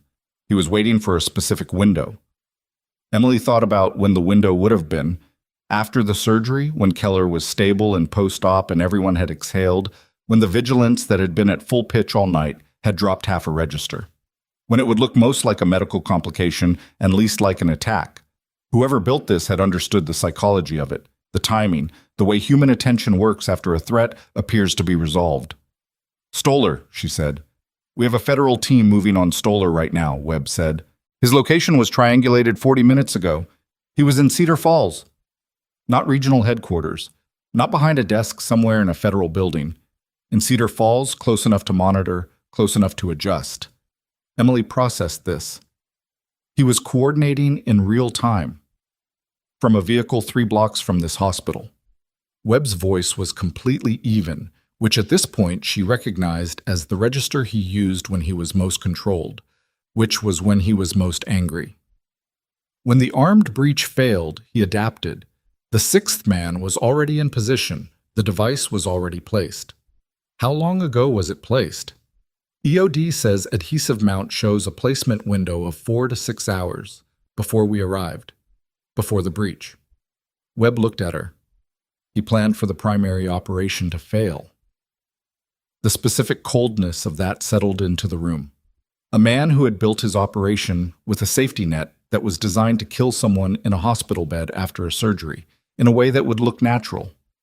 Who had positioned himself 3 blocks away to watch and adjust. Who had a deputy director's badge and the access that came with it and the knowledge of exactly how federal protective operations were structured and where the gaps were. The kind of man who had looked at James Keller and made a decision and then built 3 layers of contingency around it. Where is he now? Emily asked. In custody, Webb said. My people picked him up 11 minutes ago. She nodded. Good. She meant it without satisfaction. Satisfaction was not the right word for what she felt, which was closer to the particular settling that happens when a system returns to a state that makes sense. When the thing that was wrong is named and contained and the damage can be assessed. She was very tired. She didn't say that. At 3:15 a.m., the east wing of Northgate Regional Medical Center was cleared for safe entry by EOD, who had removed the device from the mechanical room and were handling it in a containment unit in the parking lot. The all clear came through Webb's radio in the same flat tone as everything else, and the building breathed differently after it. Emily was at the 3rd floor nurses' station, updating Keller's chart. Not because it was required of her in any formal sense. Technically, she was still off the floor, still nominally under whatever Vaughn's removal order meant for her employment status. But the chart needed to be accurate and complete, and she was the person who knew what had happened to Keller tonight in the fullest detail, so she updated it. Sandra Pratt appeared at the edge of the station. She'd come up from the ER after the all clear. She looked the way people look at 4 in the morning after a night like this. Not broken, exactly, but worn in a way that wouldn't fully repair until a long sleep and probably several days of ordinary. She looked at the chart Emily was updating and said nothing for a moment. Then, the nursing director's here. Emily kept writing. Okay. She's been here for about an hour. Webb's people wouldn't let her access the 3rd floor until the all clear. Sandra paused. She's not... I don't know what she's going to say. The disciplinary thing. Vaughn told her. I know what Vaughn told her, Emily said. She finished the entry, signed it, set the pen down. Where is she? Conference room, 2nd floor. Emily went to the 2nd floor. The nursing director's name was Margaret Holloway, and she had been at Northgate for 6 years, and she was the kind of administrator who genuinely believed in process and documentation and the protective function of institutional hierarchy, which Emily did not hold against her. Those things served a purpose. She was 61, silver-haired, and when Emily walked into the conference room, she was sitting at the head of the table with a file folder open in front of her and the expression of someone who has spent the last hour revising their understanding of a situation and is still in the middle of that revision. 2 other people were in the room. One was a man Emily didn't recognize, civilian clothes, federal ID clipped to his jacket, the specific purposeful stillness of someone from an investigative branch. The other was Webb, which she hadn't expected. She sat down without being asked. Holloway looked at her. Emily? Director Holloway. A beat. Holloway looked at the federal agent, who said nothing, and then at Webb, who also said nothing, and then back at Emily. I want to start by saying, Holloway stopped, started again. What I was told tonight by Lieutenant Vaughn has been significantly, the picture I was given was not, she stopped again, She was precise in her speech under normal circumstances, Emily knew, and the imprecision was costing her something. I authorized a disciplinary action on incomplete and I now understand deliberately misleading information. Emily waited. I am rescinding that action. Okay, Emily said. Holloway looked at her for a moment. The gap between what she'd expected Emily to say and what Emily had said was visible on her face. I owe you an apology. You were operating on what you were told, Emily said. Vaughn was your source. You had no reason to doubt him. She paused. But for the record, and for whatever documentation this ends up in, I accessed James Keller's file because it appeared in my normal medication queue and flagged a drug interaction that needed to be noted. I followed standard protocol. Everything I did tonight was within my scope and my training. I know that now, Holloway said quietly. The federal agent cleared his throat. Ms. Carter, not a question, an opening. Agent Harkins, he said. DOJ, Federal Investigations Division. He folded his hands on the table. I want to walk you through what we currently have, and I need you to confirm the timeline from your perspective because you were present for elements that we're still reconstructing. Emily confirmed the timeline. It took 40 minutes. She was precise and sequential, and when she wasn't certain of something, she said so.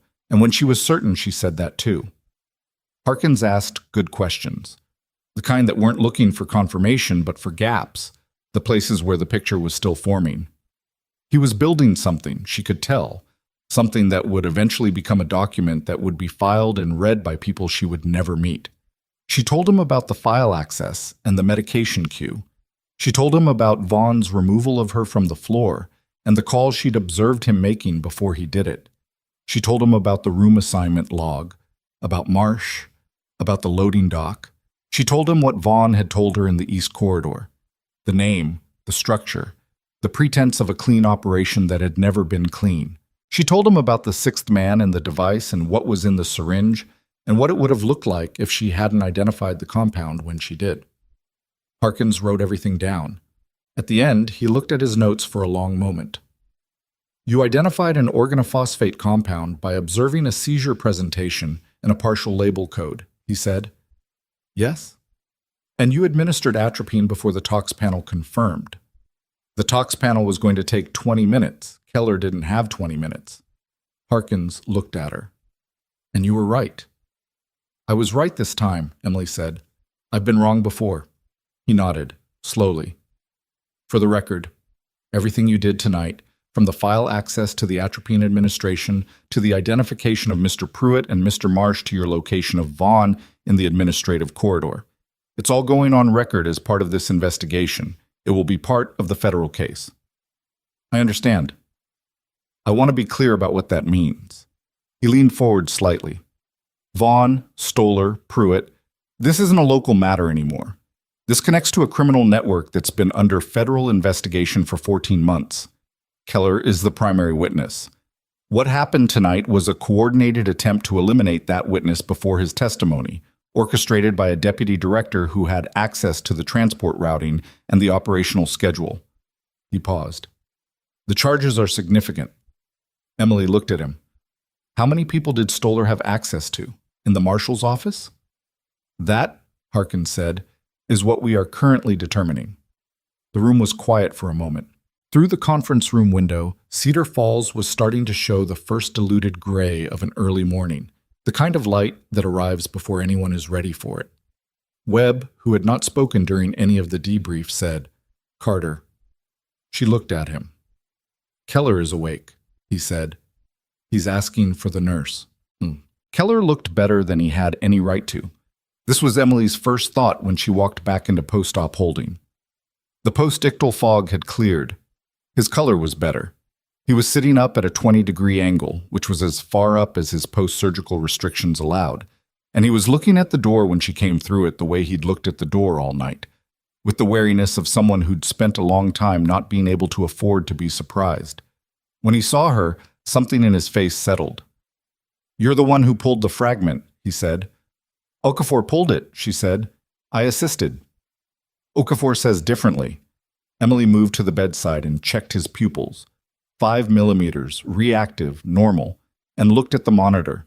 His SAT was 97. His heart rate was 74, which was the first time all night it had been in the normal range. "How do you feel?" she asked. "Like I got shot and then had surgery and then had a seizure." "A beat." "So pretty terrible, but alive." "Those are both accurate assessments." He watched her check his IV line. "They told me what you identified. The compound." The tox panel confirmed it. Before the panel, though. He looked at her steadily. "You made the call before the panel." "I had enough information to make a reasonable determination," she said. He was quiet for a moment. "I've been in protective custody for 4 months," he said. "Been moved 6 times. Had 2 different federal handlers, 3 safe houses. You know how many times in 4 months someone made a call like that? Based on information that wasn't confirmed yet?" Emily didn't answer.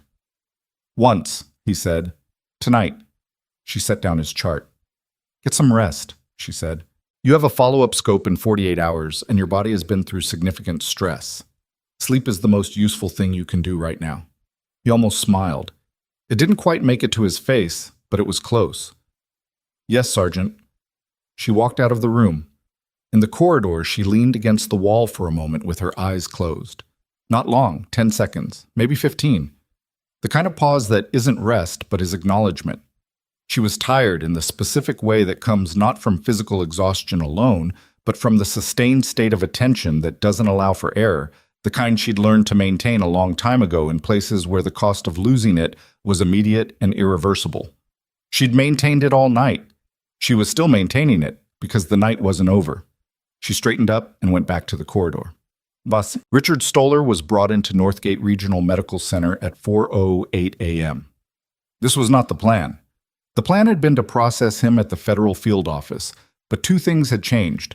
First, Harkins wanted a controlled environment for the initial interview that wasn't a police facility, given that the question of which other law enforcement personnel might be connected to Stoller's network was still an open one. Second, Stoller himself had requested, through the 2 federal agents who had pulled him out of the vehicle 3 blocks from the hospital, to speak with the primary witness. The request had been denied. What had been granted after Webb and Harkins conferred for 7 minutes was a contained interview room in the hospital's administrative wing, which was already under federal jurisdiction, which could be monitored, and which had the advantage of not being a place that Stoller controlled or had pre-positioned anything in. Emily was not in the interview room. She was in the corridor outside it, which was technically not a place anyone had told her to be, and also not a place anyone had told her to leave. She was updating a patient chart on a tablet. Legitimately, there were 3 other patients on her mental list whose night had been disrupted by events and whose records needed accurate documentation. And she could hear, through the conference room's door, which was not fully latched, the sounds of the interview beginning. Stoller's voice was the surprise. She'd built an image of him from the information. Deputy director, organized, multi-layered, the kind of man who planned for failure. She'd expected something that matched that profile acoustically, controlled, flat, bureaucratic. His voice was tired. It was the voice of a man who had been running something for a long time and was in the specific moment when the running stops and the thing you were running from catches you. Harkins's voice was asking about the timeline of Keller's transport routing, when Stoller had access to it, what he'd done with it. The answers came back in the cadence of someone who is no longer constructing a story, but is too tired to maintain the fiction. Emily listened to about 3 minutes of it and then stopped listening, not because it wasn't relevant, but because it was Harkins to extract and document, and her standing in the corridor absorbing the sound of it wasn't going to change what it was. She finished the chart update and went to check on Mr. Alderman's wrist, which she'd left incompletely addressed at approximately 11:15 p.m. when Vaughn had walked her off the floor. Mr. Alderman was asleep in Bay 3, which had been cleaned and restaffed after the breach.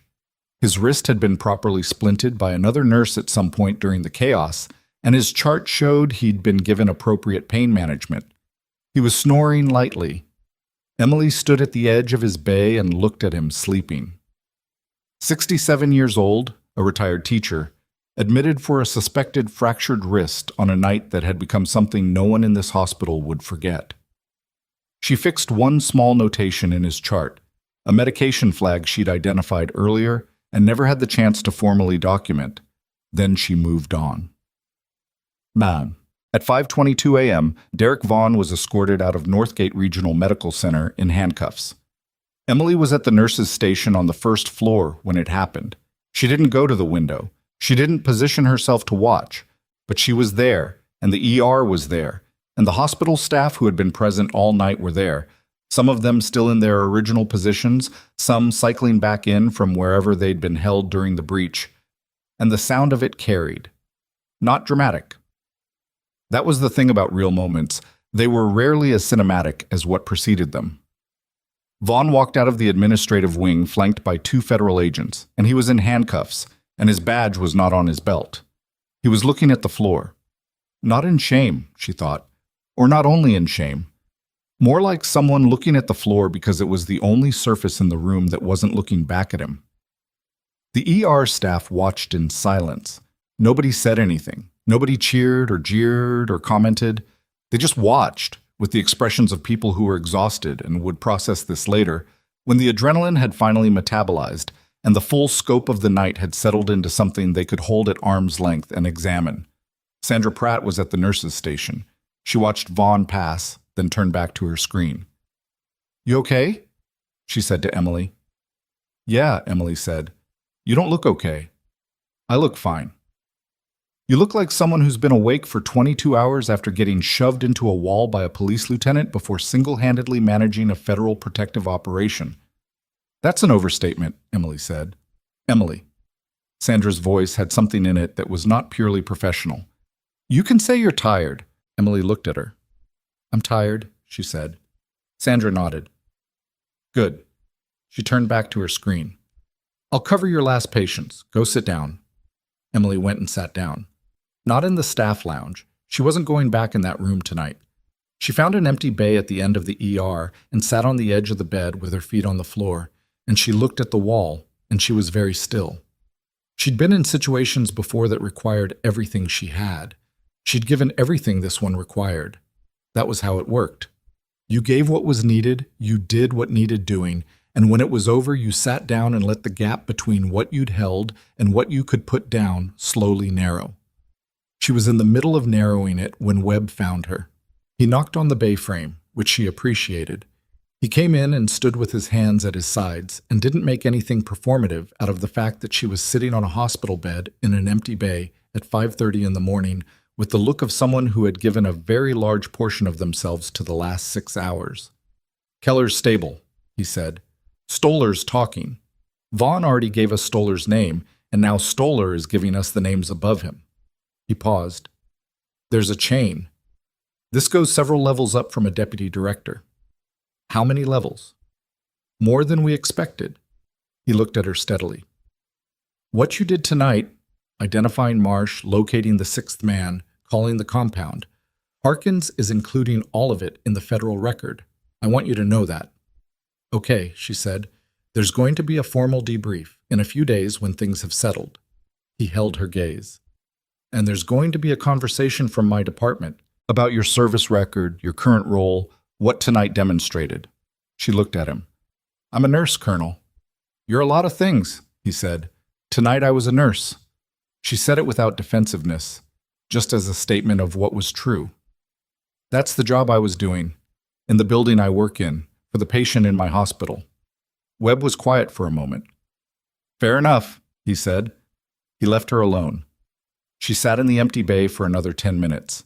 Then she stood up, straightened her scrubs, clipped her badge back to the front pocket, and went to check on a post-surgical patient named James Keller, who was resting at a 17-degree incline with his oxygen sat at 97 and a follow-up scope scheduled for 48 hours out. She had charting to finish. That's at 6:45 a.m., when the day shift was beginning to arrive and the night was officially ending, Harkins appeared at the nurse's station with a look on his face that Emily classified after a moment as the look of someone who has found something they weren't looking for and hasn't fully decided what it means. "Carter," he said. She looked up from the chart she was finishing, her last one of the night. The handwriting was slightly worse than it had been at midnight. which she acknowledged as evidence that she was human. "We pulled Stoller's full communications record," Harkins said, "going back 14 months. "And?" He set a printed page on the counter. She looked at it without picking it up. It was a call log, formatted the federal way. Timestamps in military format.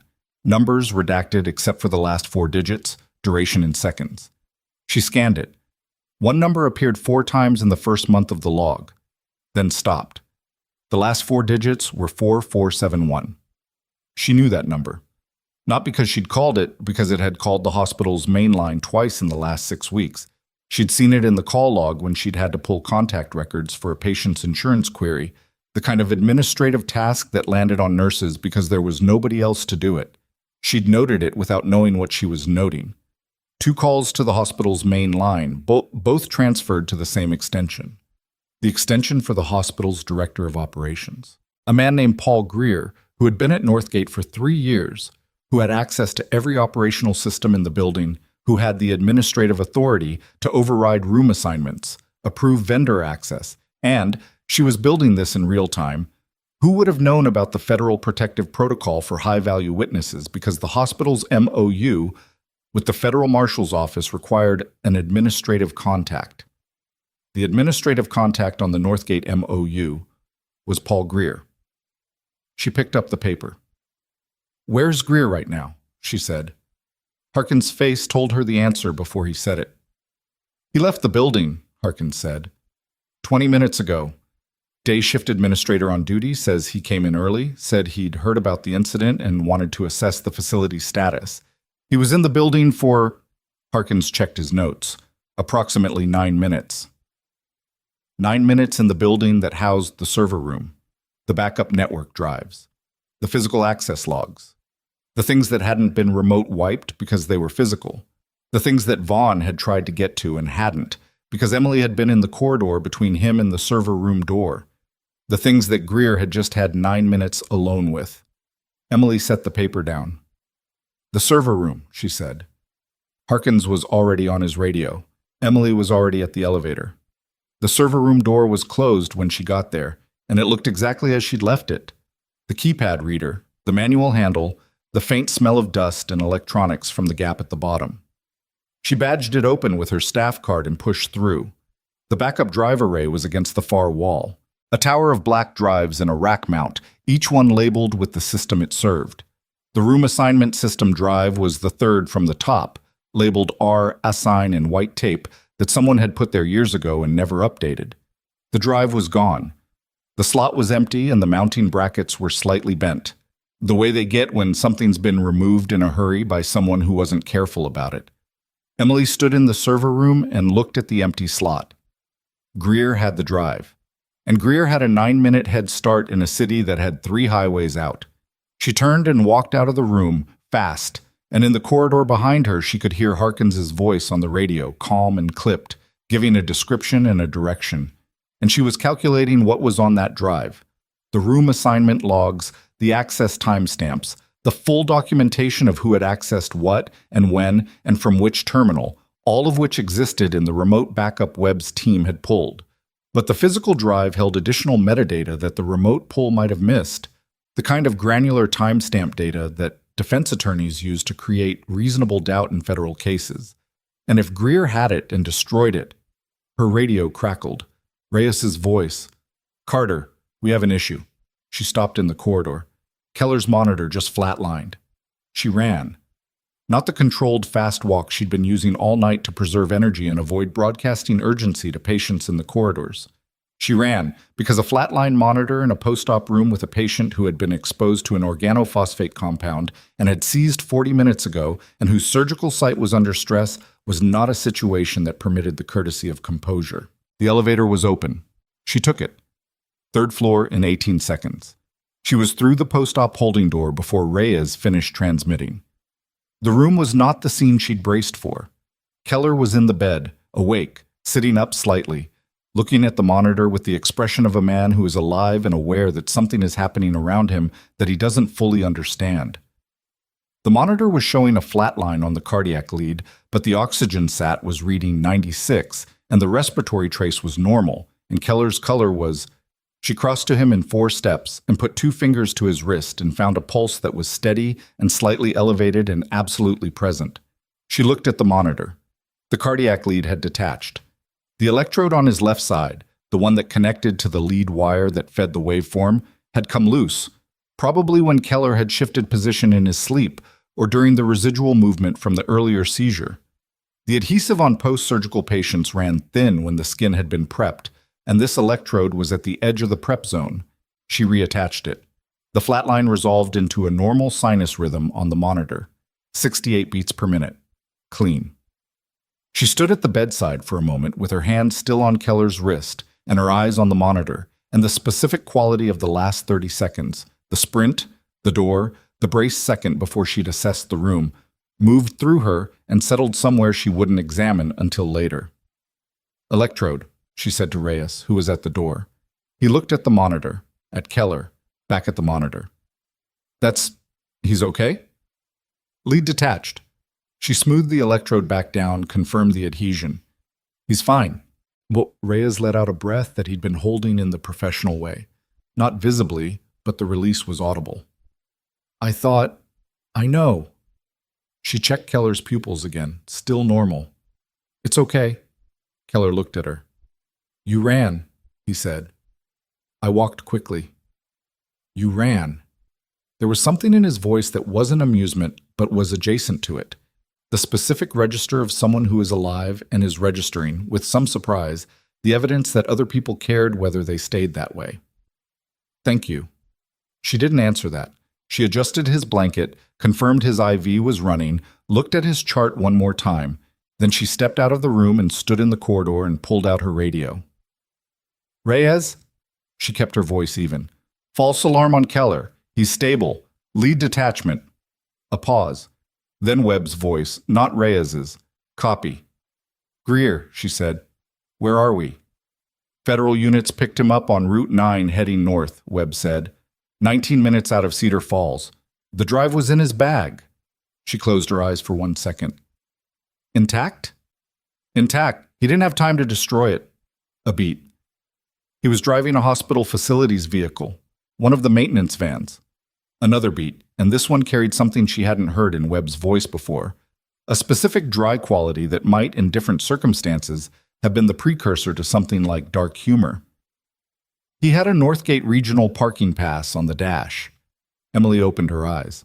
Paul Greer, the director of operations at Northgate Regional Medical Center, had attempted to flee a federal investigation in a hospital maintenance van with a stolen server drive in his bag and a parking pass from the building he'd just compromised displayed in his windshield. She thought about all the things that had happened tonight, the architecture of what Stoller had built, the layers, the sixth man, the device, the syringe, the network that reached from Cedar Falls to a deputy director's office to somewhere above that, the careful, calculated structure of it, and at the end of it, the man who was supposed to have destroyed the physical evidence driving north on Route 9 in a Northgate van.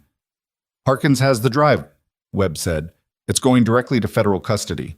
Chain of evidence is documented. Okay, Emily said. You should know. Greer started talking before the vehicle stopped rolling.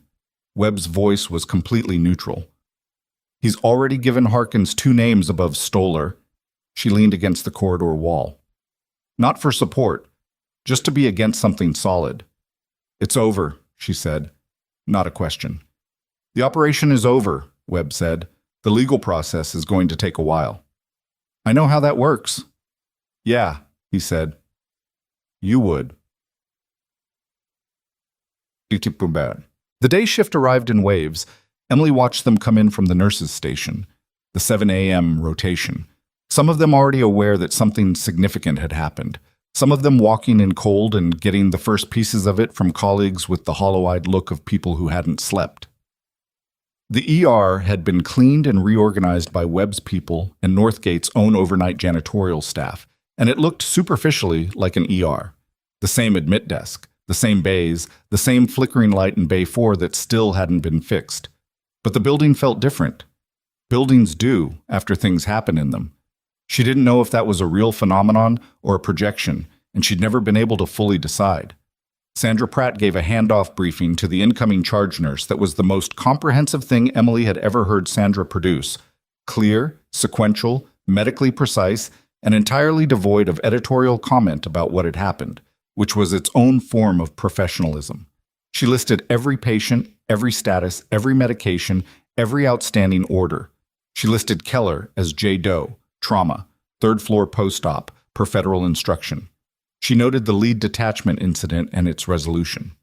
When she finished, the incoming charge nurse, a man named Torres who had been at Northgate for 8 years and had heard enough on his way in to know the shape of the night without the details, looked at Sandra and said, "You okay?" Sandra considered this with genuine seriousness. "I will be," she said. "Ask me Thursday." Emily finished her last chart entry at 7:34 a.m. She signed it. She clipped her pen to her badge. She picked up her bag from her locker, the locker she'd last opened before 11 p.m., before any of it, and she walked out through the ER. She stopped at the entrance. There was a reason she stopped, and it wasn't sentimentality. She was looking at Bay 3, where Mr. Alderman had been. He'd been discharged at 6:15 a.m., chart noted, wrist splinted, follow-up appointment made. The bay had been cleaned. There was a new patient in it, an elderly woman with a possible hip fracture, the incoming team already oriented and working.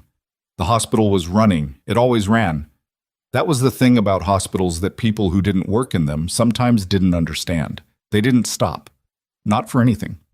Not for breaches or seizures or federal operations or flatlined monitors. They kept running because they had to, because the people inside them needed them to, and the staff kept showing up and doing the work and making the calls and holding the lines because that was what the job was. She walked out. Oh, the debrief happened 4 days later in a federal building in Billings that smelled like carpet cleaner and old paper. Emily sat at a long table with Harkins and 2 other federal investigators and a woman from the Department of Defense who did not give her name and did not need to. Webb was there, in dress uniform rather than tactical gear, which made him look like someone she'd met a long time ago and was only now seen clearly. The debrief lasted 6 hours. She told the full story from her perspective, sequentially, with the same precision she'd used with Harkins at the hospital. She answered questions. She clarified things that the investigators had reconstructed incorrectly. Not defensively, just accurately.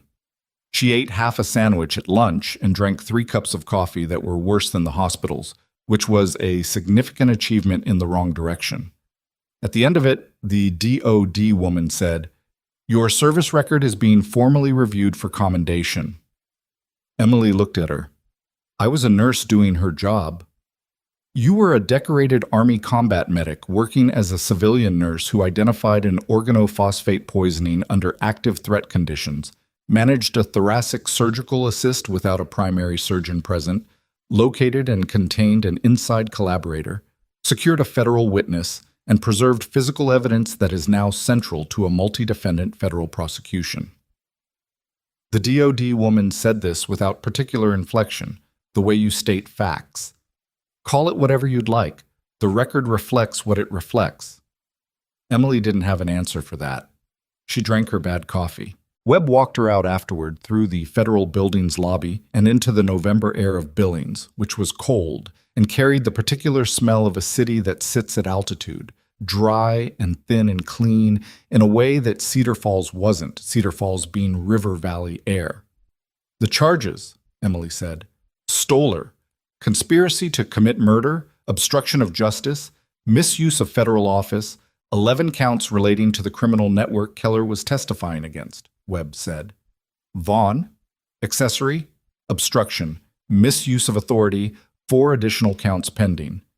Greer, destruction of evidence, obstruction, 2 counts of conspiracy. Pruitt, accessory, unauthorized disclosure. Marsh," he paused. "Marsh cooperated fully. DOJ is recommending reduced charges."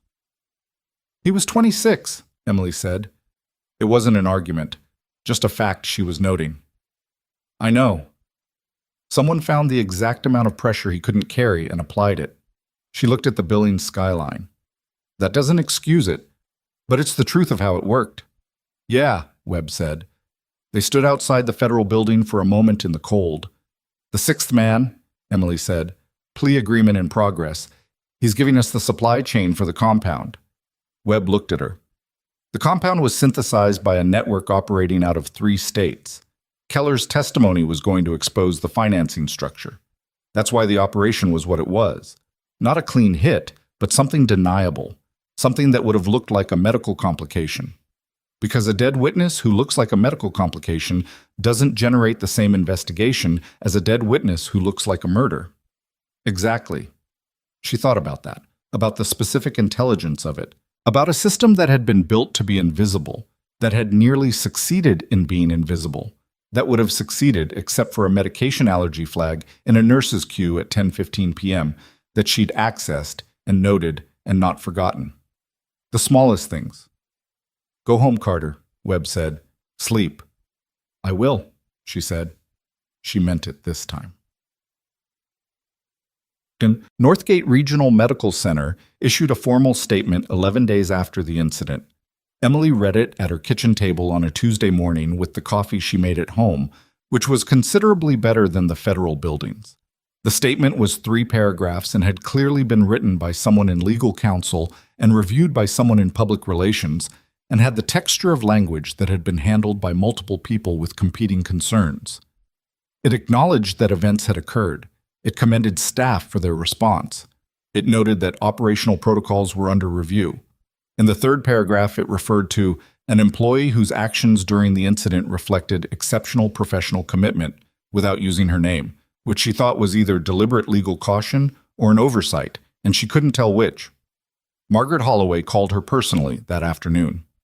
I want to be direct with you, Holloway said, which was the most promising opening statement Emily had received from an administrator in 3 years. The disciplinary action has been fully rescinded and removed from your record. I've spoken with the nursing director and your direct supervisors. When you return, she paused. I want to discuss your role, not just reinstating you, restructuring what you do here. What does that mean? Emily asked.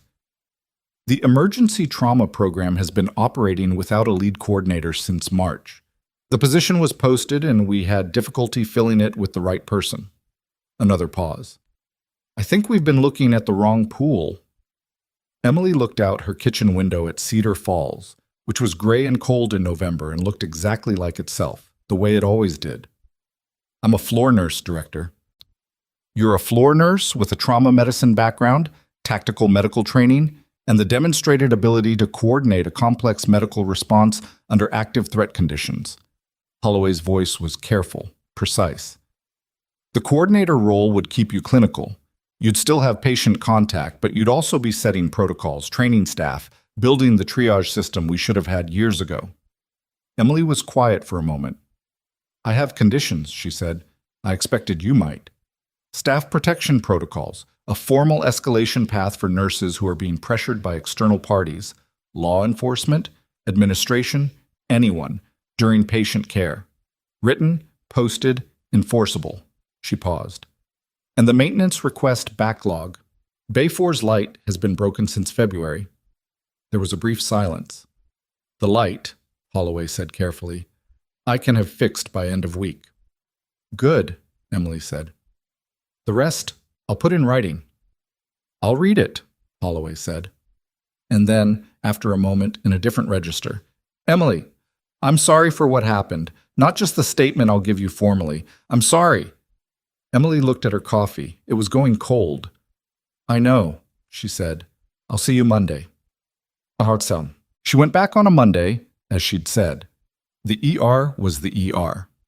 Bay 4's light was fixed, which she noticed before she noticed most other things.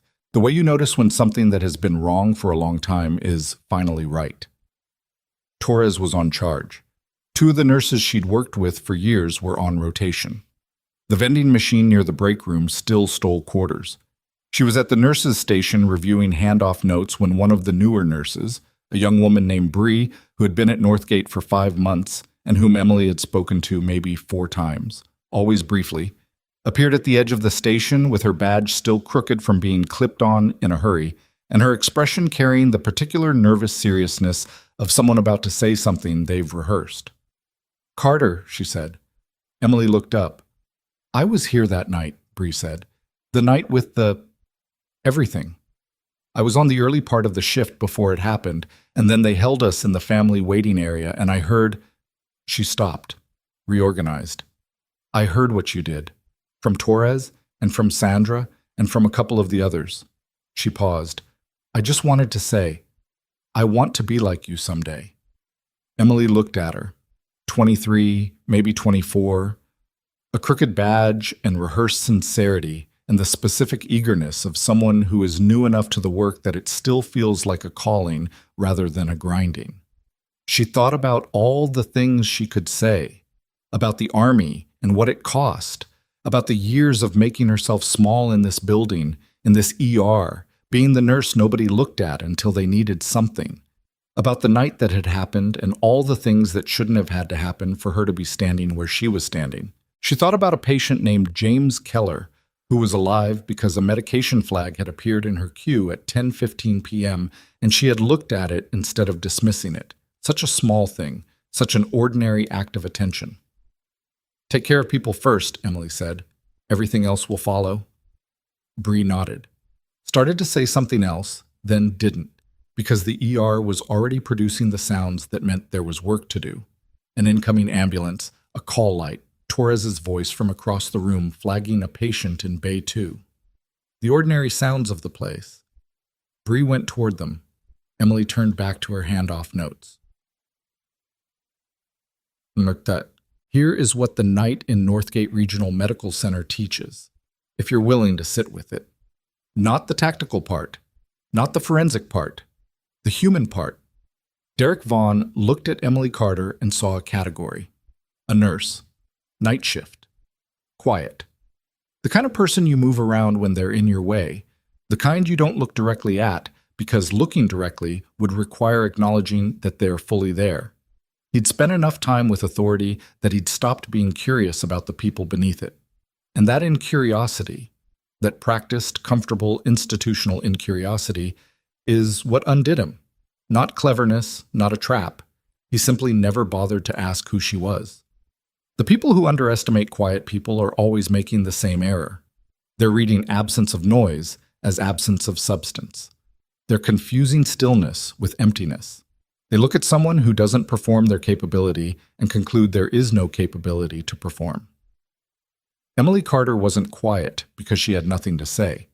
She was quiet because she'd been in rooms where the wrong sound at the wrong moment cost lives, and she'd learned the discipline of silence as a form of precision.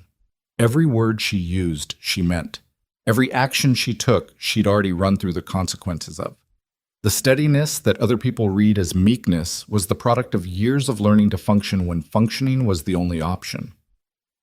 There is a version of this story where it ends differently, where the electrode stays attached and Greer gets 40 minutes on Route 9 and destroys the drive, where the debrief produces a different picture and the names above Stoller stay unspoken, where Keller's medical complication gets filed as a complication and nobody questions it for the reason Stoller had calculated, because he was right about how it would look. That version of the story exists because the system that enabled it exists.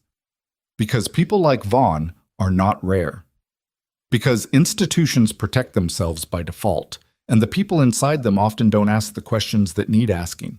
Because power moves through the paths of least resistance, and the path of least resistance is almost always away from accountability. What Emily did was not exceptional in the sense of being beyond human capacity. It was exceptional in the sense of being exactly what the situation required, done by a person who happened to have what was needed and hadn't been broken by the years of being overlooked. That's a different kind of exceptional. It's quieter. It's less dramatic in the grand sense. It's the kind that doesn't always get noticed, and when it does, it's usually because something went wrong first. James Keller testified before a federal grand jury 7 weeks later. His testimony supported charges against 11 individuals across 4 states, including 2 people whose names Emily never learned, and 1 whose name she recognized from a federal appointment that had been covered by the state paper 3 years ago. The trial dates were set. The legal process would take what the legal process always takes. Trent Marsh received a reduced sentence and 3 years of supervised probation. He lost his nursing license. He was 26 years old and would spend a long time learning what it costs to let someone find the exact place where you're most afraid and apply pressure there. Dale Pruitt pled guilty to 2 counts. He was sentenced to 4 years. The federal judge noted in the sentencing remarks that the harm caused was significant and premeditated, which was accurate. Vaughn's trial was set for March. His attorney was arguing diminished culpability on the basis that he hadn't known the armed team was coming. The argument was technically available and factually irrelevant to the conspiracy charge. Emily had given her deposition in November in a conference room in Billings. 8 pages of testimony that said exactly what had happened in the order it had happened, in the specific flat language of someone who understood that precision mattered more than drama. Stoller took a plea in January. The charge sheet was 4 pages long. He would not see the outside of a federal facility for a significant portion of what remained of his career. Paul Greer cooperated. The drive he'd tried to take contained 847 access log entries that the remote backup had captured only 612 of. The missing 235 entries documented 9 additional instances of unauthorized access to federal witness information over a 14-month period. 3 of those instances corresponded to witness deaths that had been classified as natural causes. The federal investigation expanded. Emily learned this from Harkins, who called her on a Wednesday afternoon in December to let her know, not because she was required to know, but because he thought she should. She listened, asked 2 clarifying questions, thanked him, and hung up. Then she sat in her kitchen for a while with the phone in her hand. She thought about the 9 witnesses, the 3 deaths, the system that had looked at those deaths and filed them correctly. She thought about what it meant that the thing stopping it had been a medication queue and a nurse who hadn't been able to sleep through what she noticed. She didn't have a clean feeling about any of it. Clean feelings required a simpler accounting than the one reality provided. What she had was something more accurate.